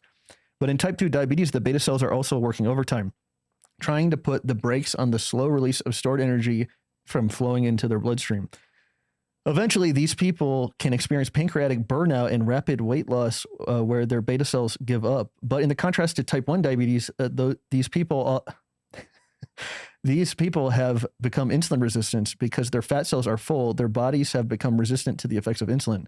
So while they produce enough insulin, their cells are no longer sensitive to its signaling effects that allow glucose into the cell, i.e. the anabolic role. And insulin is no longer effective at holding the stored energy back. Glucagon alone would be very effective weight loss drug other than the diabetic ketoacidosis, muscle loss, and extremely high levels of glucose, ketones, and free fatty acids in the blood that accompany it, i.e. don't try this at home. There's a lot of things. Jay, why did you make me read this?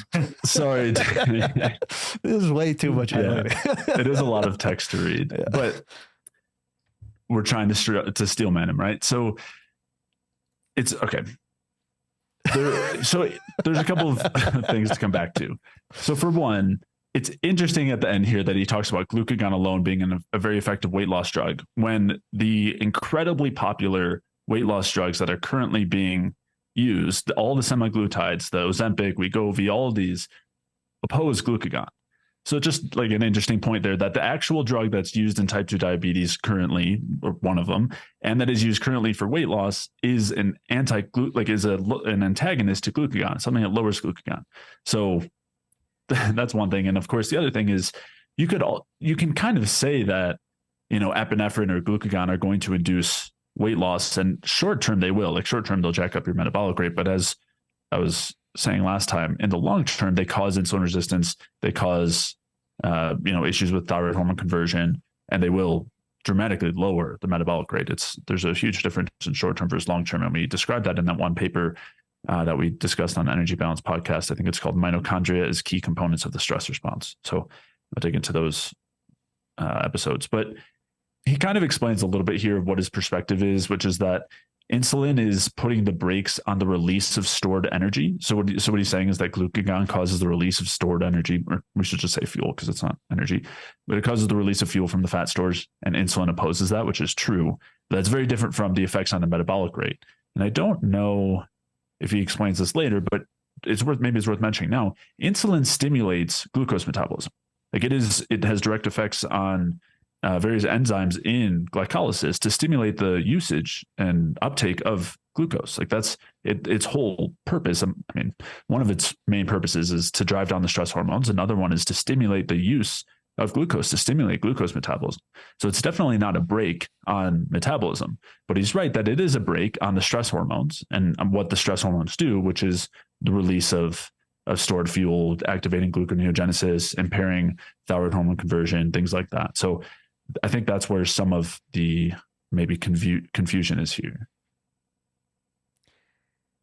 Yeah, well said. Yeah, it also clears the blood of free fatty acids. And so again, this is kind of what we were talking about earlier. Like, not only would it have all those effects you just mentioned, but probably side effects like running on glucagon and adrenaline. Like people don't tend to feel very good when those hormones are elevated. Do you want me to read this? Glucagon is central to diabetes. Yeah, I guess so, Mike. You didn't want to throw anything in there. I mean, it's the perspective is just a very weird interpretation of how those things work. Like he like mentions all these different pieces, but they're not unified all together. Like he just kind of throws in these different components as if it's like, this is what this thing does, but not understanding why or like how it's working all together. It's like, yes, the fat stores are over full. So now you have some degree of insulin resistance. And then he's like talking about it from the perspective is like, it's a problem with glucagon or insulin. But the biggest issue is that you actually have a metabolic problem at the cell. And I think that's the central thing to focus on, where you have a metabolic problem overall. And then these things are trying to adaptively respond to that overarching metabolic problem. It's not like the insulin is trying to hold back the substrate from leaking out, and then glucagon is trying to push the substrate out. It's more like what you're seeing in diabetic states or issues with impaired glucose tolerance is that the cells are not uptaking the substrate and they're signaling an energetic deficit. And then what you wind up happening is an increase in gluconeogenesis to provide substrate for this energetic deficit, but the cells are not able to effectively use it. So it's this weird limbo of we can't take things up, so we need more insulin to try to push it in. But we also we're signaling that we need more substrate. So we're upregulating glucagon, adrenaline, cortisol simultaneously. And it's like, it's more about correcting that key underlying dysfunction, metabolic dysfunction, than it is in this weird way of looking at the different hormones. And I think that is, if you look at it through that lens and understand it from a metabolic problem in terms of what's going on in the cell, then it changes the perspective entirely. And that's why I think the analogy is incorrect. And it leads to these weird interpretations. It's trying to understand it through this analogy instead of understanding the actual process and forming the analogy from that process directly. This is and there's two really important things that you touched on, Mike. So one, he regards the root cause of diabetes. He says it's not an issue with carbohydrate metabolism, which isn't even the mainstream view. That would be our view. He says the root cause is really overfilling our fat fuel tanks beyond what our bodies are comfortable with. So the question is, that's not a root cause. That's a symptom, right? Fat gain is a symptom. What is he actually saying is causing fat gain? That's an interesting thing. And, what do you know? Impairing carbohydrate metabolism will cause fat gain. And I would say that is way more at a root than anything else. the other thing that he mentions is that he's making it sound as though glucagon is not a culprit here.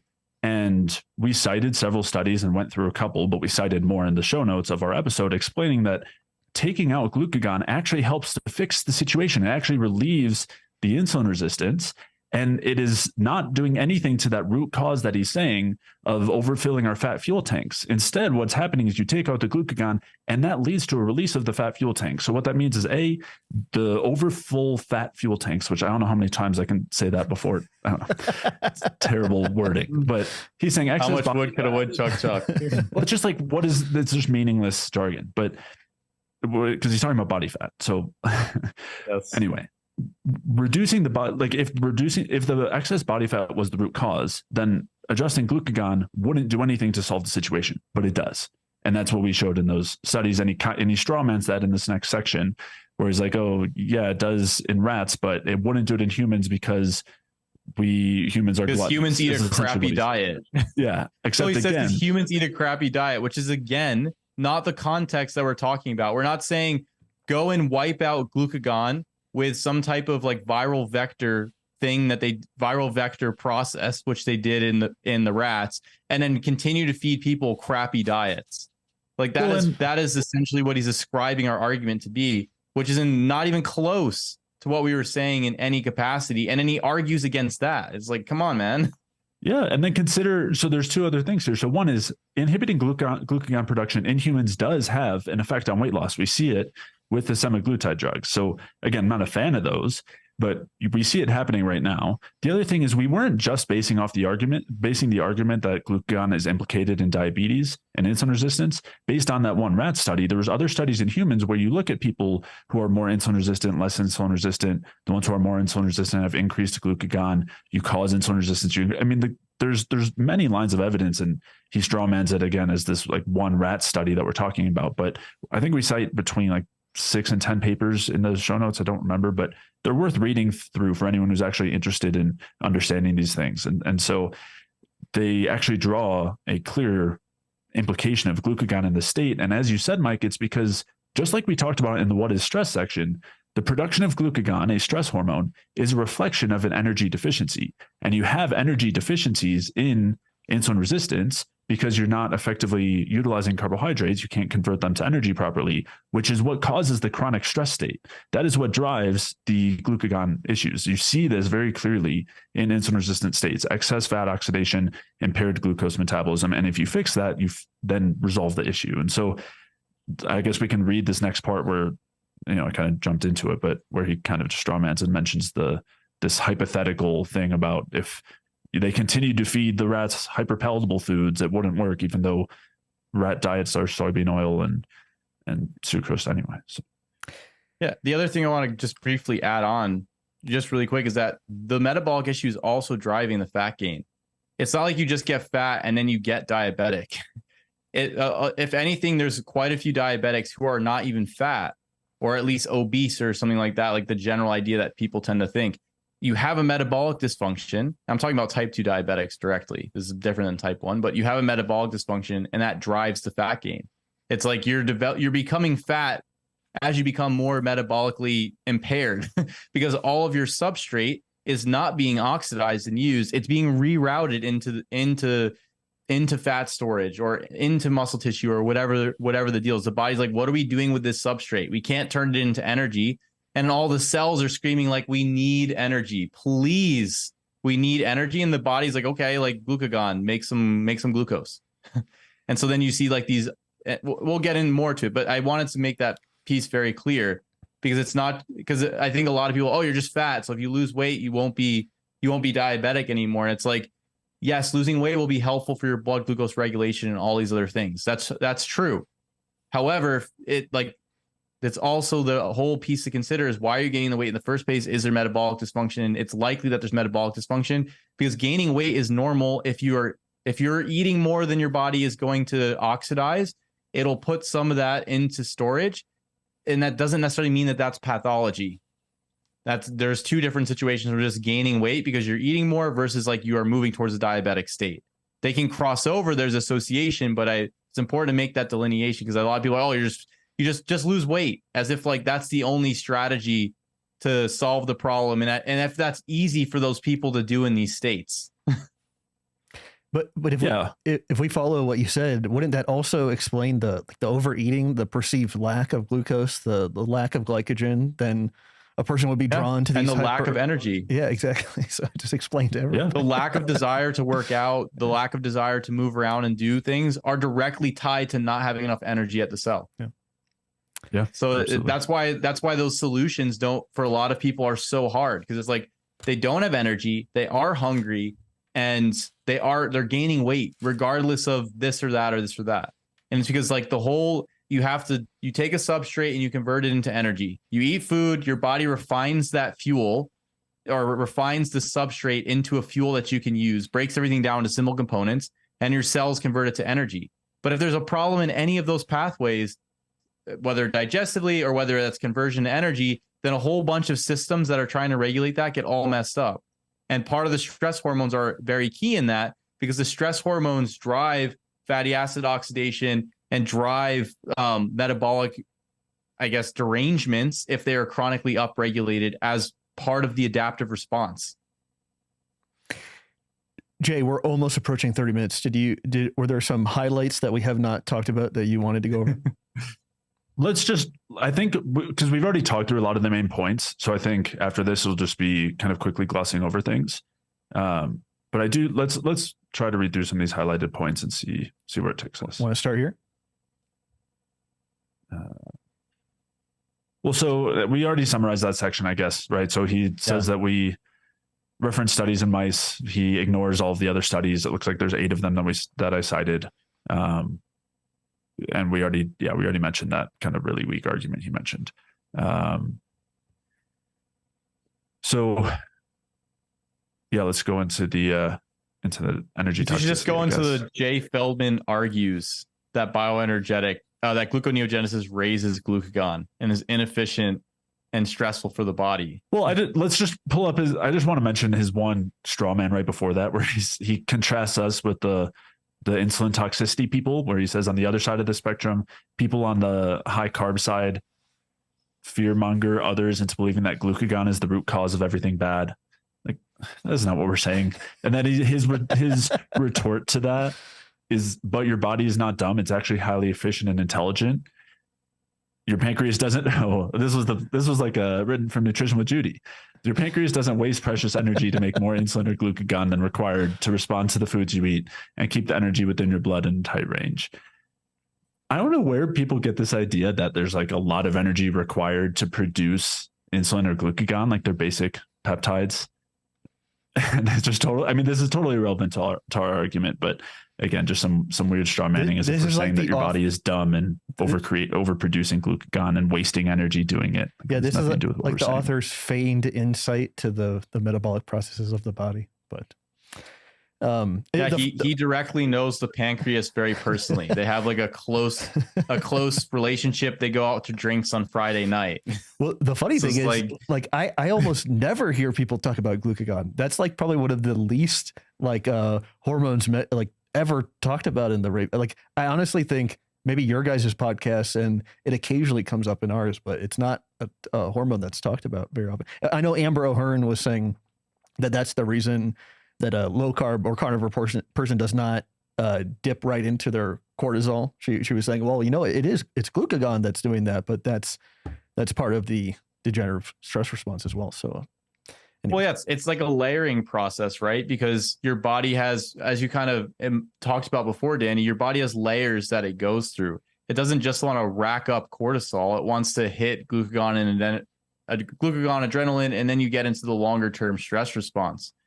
Because you do have glycogen stores that you can move through and whatnot before you have to start drastically upregulating like tissue breakdown to make amino acids. Yeah. So yeah, but it doesn't, whether it's glucagon or cortisol, it's still all part of the stress system. It's still all a signal of your body. Like, you don't have enough exogenous substrate coming in to create energy. And so you have to move into this process. Pretty much all the stress hormones, you move into a process where you are liberating some type of substrate from your stores. You are breaking down your structure to some extent in order to produce substrate for energy. So it's like, if you take Ray's hypothesis and you're thinking there, okay, well, energy and structure are interdependent at every level, then you have the implication that if I have more structure, I can generate more energy. And then this general idea comes like, let's just degrade our structure to produce energy. It's like, it is completely counter to that entire philosophy. Mm-hmm. So it's and then when you look in the research, you start to see like, okay, well, there's excess glucagon in glucagon, adrenaline, cortisol, et cetera, and all of these dysfunctional states. And we know there's problems with fatty acid oxidation, and they're all driving that. And so it's like, it's hard to like then look and say like, oh, these things are, it's not that bad or that it's good. It's like, well, you're selecting for it with low carbohydrate diets. You're literally selecting for these things. Mm-hmm. Jay. Yeah. Hey, Danny, I'm thinking let's skip the, do you really want to maximize your energy efficiency one? Cause he doesn't actually make any, he just like kind of lays out a basic view of Ray's thing, but doesn't Ray's views, but doesn't have any response to it. So why don't we just do the too much gluconeogenesis can be bad, and then we'll go to the how to balance your blood sugar. Got it. In his podcast, Jay Feldman argues that gluconeogenesis raises glucagon and is inefficient and stressful for the body. To some extent, I agree with this, but context is critical. So if your goal is this the very next thing, or it is? Yeah, no, there's like a couple of lines in between, but I don't think they really said anything. Got it. So if your goal is to maximize satiety, I mean, we should just interject here and say that this is like ridiculous. But anyway, you probably don't want to drop your net carbs below 10% of calories. But at the same time, there's no need to drown yourself in honey and fruit to avoid gluconeogenesis at all costs.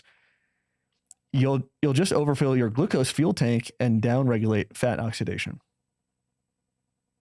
Oh, that is the point. This is like, I mean, I know a lot of people have this hypothesis, but I mean, just in light of everything that's going on, it just seems like your main goal is to make sure you're not hungry.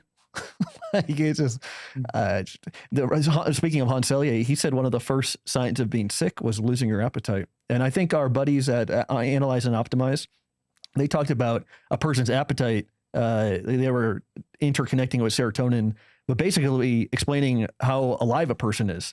Like you should have a appetite for carbohydrate. Like if you didn't, that would mean that you're running on these adaptive kind of life subtracting substances. Yeah, but Danny, I can wake up in the morning and I don't have to eat until 8 p.m. Great. It's so efficient. Which reminds me, freezing cold, but it's efficient. Well, we missed that in Bryan Johnson's routine. I think he's also doing 16-hour fast daily. So we can throw that into the mix too. Then how is he getting all those? Oh, it's an 8-hour window. Yeah. But yeah, so the first part here, he said that we argue, well, me, not you, Mike, that gluconeogenesis raises glucagon and is inefficient and stressful. That's backward. So the process of gluconeogenesis is driven by the stress hormones. Glucagon will mostly be raising glycogenolysis, not as much gluconeogenesis, but you will get that if you go deeper into adrenaline and cortisol. But so that's just backward, although he agrees with it, so that's fine. And then I guess his context is that you don't want to fully avoid gluconeogenesis at all costs, because then inherently you have to overfill your glucose tank and downregulate fat oxidation. So don't drown yourself in honey and fruit. And I mean, obviously, again, he's being hyperbolic just because he needed something to create some argument to respond to that wasn't ours.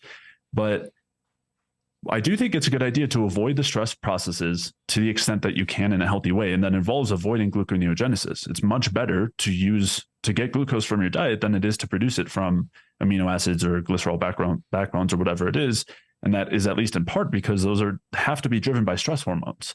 And the reason for that is because it's inefficient. Gluconeogenesis, you lose 30% of the total energy from like the glucose oxidation that you would get by requiring the process prior of converting it from some other substrate.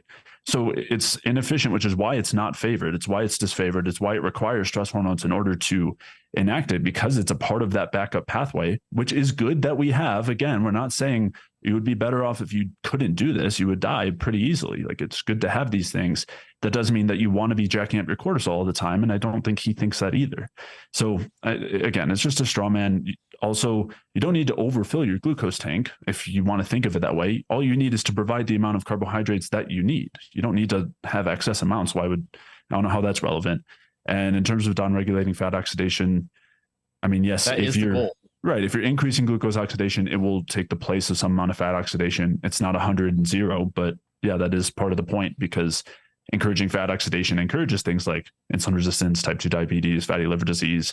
Look at the metabolism of what goes on in those states, and you see increased lipolysis, increased glucagon, increased fat oxidation. The whole idea is that we don't want to go in that direction. And if you reverse those things, you reverse the pathology. Yeah, the stress hormones. The other thing too is at this. Go ahead, Danny. Go ahead, Mike. No, it's okay.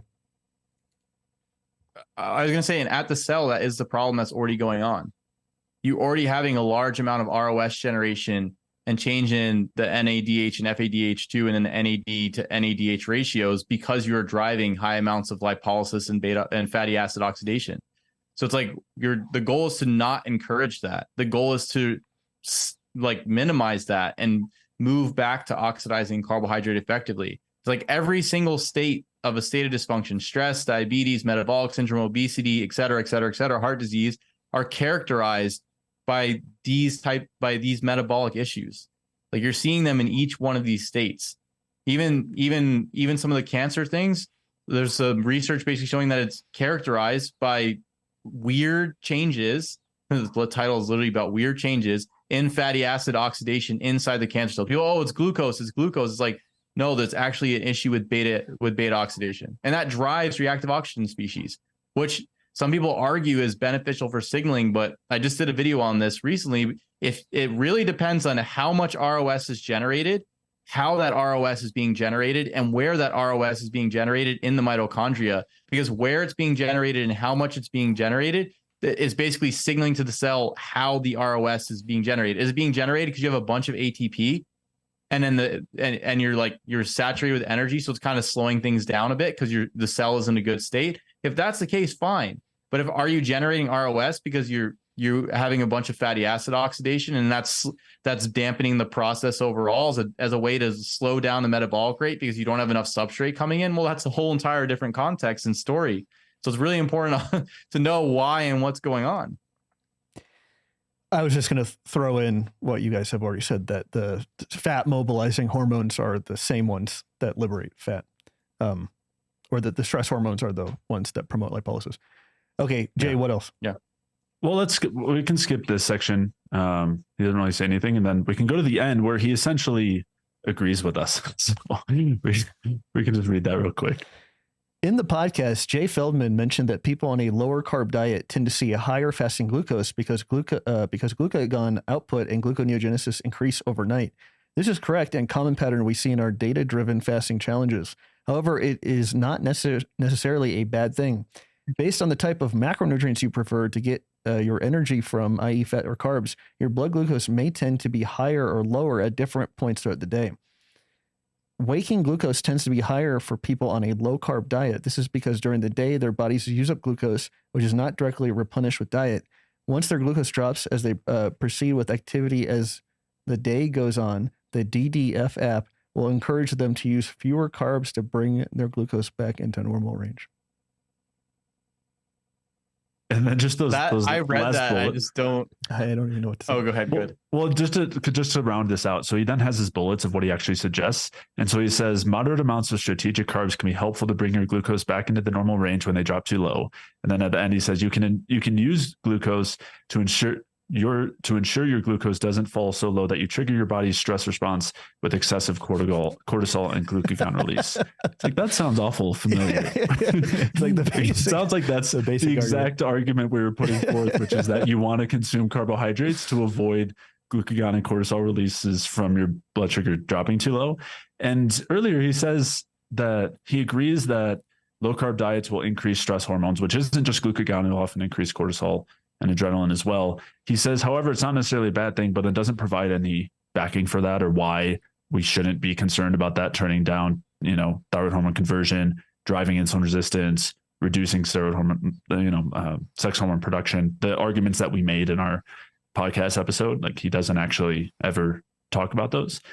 And then also there's just that part where he said waking glucose is higher on a low carb diet because during the day their bodies use up glucose. It's missing the larger point there, which is that you're not providing glucose to use. So your body has to still use some glucose and relies on stress hormones in order to provide that, which is exactly what we're saying. And even he is saying you shouldn't allow to happen. That's what he said in that last point. Like, you don't want to let your body produce its own glucose using cortisol and glucagon. So yeah, it sounds like he really just agreed with us, and like for the most part, and wanted to create an exciting article. I don't know. Accomplishment Well, achieved. it's weird too, because he says it's not a bad thing.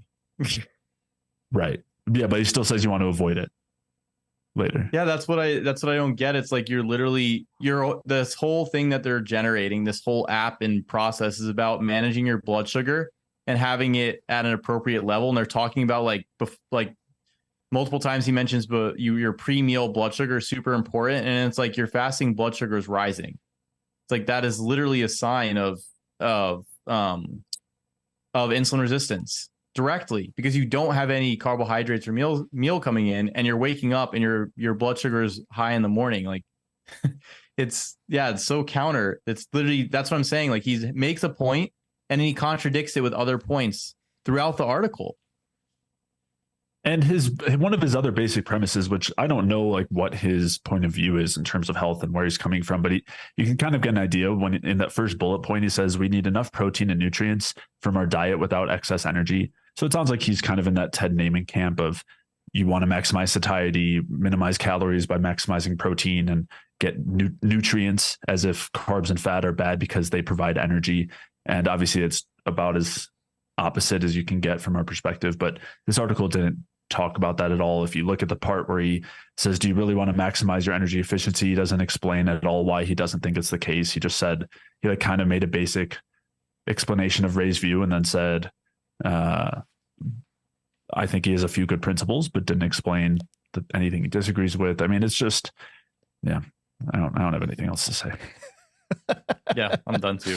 Okay, shall we move on to the tips and tricks section? Let's do it. Yes, we shall, Danny. Okay, we'll switch back to this. Okay, Mike, what is your tip and trick for the week? So I just have one tip for the week. What I basically called it was the idea of habit stacking. And so essentially the idea here is that instead of trying to do 10 things at once or take a heavy lift at once, have one thing, break it into smaller pieces and add it on one element at a time. And eventually what winds up happening is you can build out like nice lifestyle setups with people, diet, supplement, exercise, whatever the deal is, and coping strategies to manage stress. That initially, if you presented this, if like with clients, if I present them this, like, wow, that's a lot. And then maybe a couple weeks or months later, they're doing it and it's running on autopilot. And basically the ideas within this was that, first of all, a lot of people want to function on motivation, and motivation is actually not really long lived. It's like a couple days, you're motivated, you do whatever you're going to do. And then after that, it's done. So you really want to be putting in systems that are sustainable for you, that you habits and routines that you can just kind of run.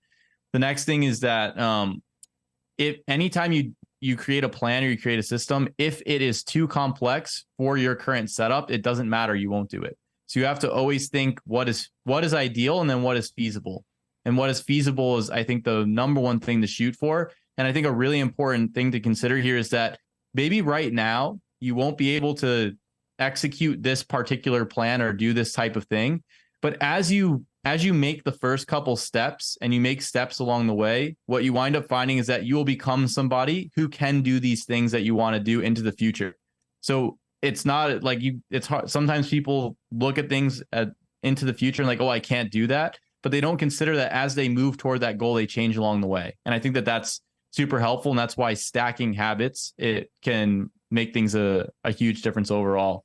That's basically the gist of what I wanted to get at today. And kind of how this looks is that if you're going to add a supplement, you're going to test out a food, what you can do is just add this one thing, do it for maybe 3 or 4 days, 5 days, and then add the next thing and just do that in that fashion and focus that one thing at a time so that you can integrate it into your life. It could be a supplement. It could be an exercise piece. It could be walking. It could be changing your sleep schedule, et cetera, et cetera, et cetera. Yeah, my tip is pretty similar in that similar vein, but one of my favorite quotes is from Bucky Fuller, and he says something like, do more and more with less and less until you can do everything with nothing. And so I think that's a powerful way of thinking about supplements and things. And so I think I talked to lots of people that, similar to what Ray said in 1973, that he was known for getting people off their supplements. And I have found basically the exact same thing to be true. As people are more choosy about what they're willing to ingest or put on their skin, it seems like it adds to a higher degree of stability. And I think that's a really beautiful thing, being stable and feel like you know what's going on. And that should be really, I think, the goal, and not to be in a state of chaos or total confusion 24/7. And I think that's really easy to shift into when you're taking many, many different biological substances that are sometimes new and you have no idea what they're going to do, you know? And so I think that's I think it's actually, even on Twitter, there's like two camps almost. It's like Bulgarian Pietism, kind of like inspired by Georgie. And this is totally joking, but more of an Orthodox Ray view of simplicity or risk aversion. And so I think risk aversion is extremely important in this stuff, and it's way too easy to hurt yourself. And I could say that from doing it many times myself, you know? So I think simplicity, risk aversion, and being choosy with the supplements and foods and things is important. But it's not often what I see when people got to get into this stuff. They're taking like 10 or 20 supplements or something, and it seems like total chaos. What do you think, Jay? Yeah, no, I definitely agree. And my tip was related, and more so on the front of what might drive somebody to away from that or toward being less cautious and toward trying a bunch of things all at once. And so my tip is basically to work on keeping a long-term mindset as opposed to a short-term mindset. And this is something that we want to keep in mind when it comes to any symptom that we're dealing with. I mean, I see this quite often with clients, whether it's weight and wanting to see quick weight loss in a short period of time. It's a very common one. It can also be things like low energy or fatigue, sleep issues, and any of these situations. When we try to go for the short-term mindset, we look for those quick fixes. We do the short-term diet. We use whatever it is to, that helps us fall asleep in the moment, sometimes with a long-term cost. It's not that there's never a place for Band-Aids. I don't want to make it sound like that. I think if you're not sleeping day to day, it can help to use something, even if it's not ideal to get to sleep. But especially more with something like weight or other symptoms, the more we can kind of keep that calm, long-term mindset at play. And I think something that can help there is just keeping in mind the idea that when we're doing something that's sustainable and actually oriented toward health, this should be the last time that we have to do it. It shouldn't be a situation where you're doing this short-term diet or this thing that makes you feel a little bit bad, but it's okay because it's only for a month or two and you need it to be quick, so you get that result real quick. Instead, what we're trying to do is create something that's sustainable and can be a lifelong thing that's comfortable, makes you feel good in every way, and also has those benefits that you're looking for in terms of these symptoms.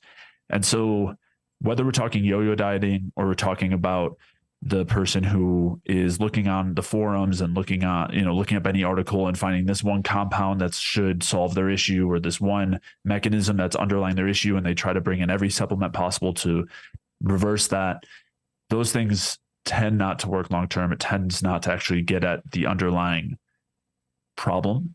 And it kind of encourages that black and white thinking as opposed to the idea of just making slow progress over time, building habits, and again, still using Band-Aids when appropriate and everything, but doing things that are going to work long-term as opposed to something that might give you a short-term result and then often backfires and leads to the constant cycle that gets people in these positions in the first place. Amazing. With that, the first A Bioenergetic View episode is in the can. And Mike, where can we find more of your work on the internet this week? Yeah, awesome. You guys can find me on my YouTube channel, Mike Fave Science, and you can find me on the Energy Balance podcast. And Jay? My website is jayfeldmanwellness.com. And then Mike and I do a podcast called the Energy Balance Podcast. You can find me on dannyroddy.substack.com and t.me/DannyRoddy is the Telegram. Hey guys, appreciate it through all the technical errors. Fantastic show. Really appreciate you guys bearing with me.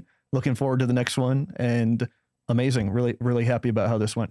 And we have an amazing listenership. I'm sure carry over our audiences and let us know what we can improve on, what's good, what's bad. And this show is highly malleable and will probably change over time, but we're really excited about it. And we're up for any of your constructive feedback. Thanks, everybody. Thanks, Jay. Thanks, Mike. Talk to you guys soon, and peace out.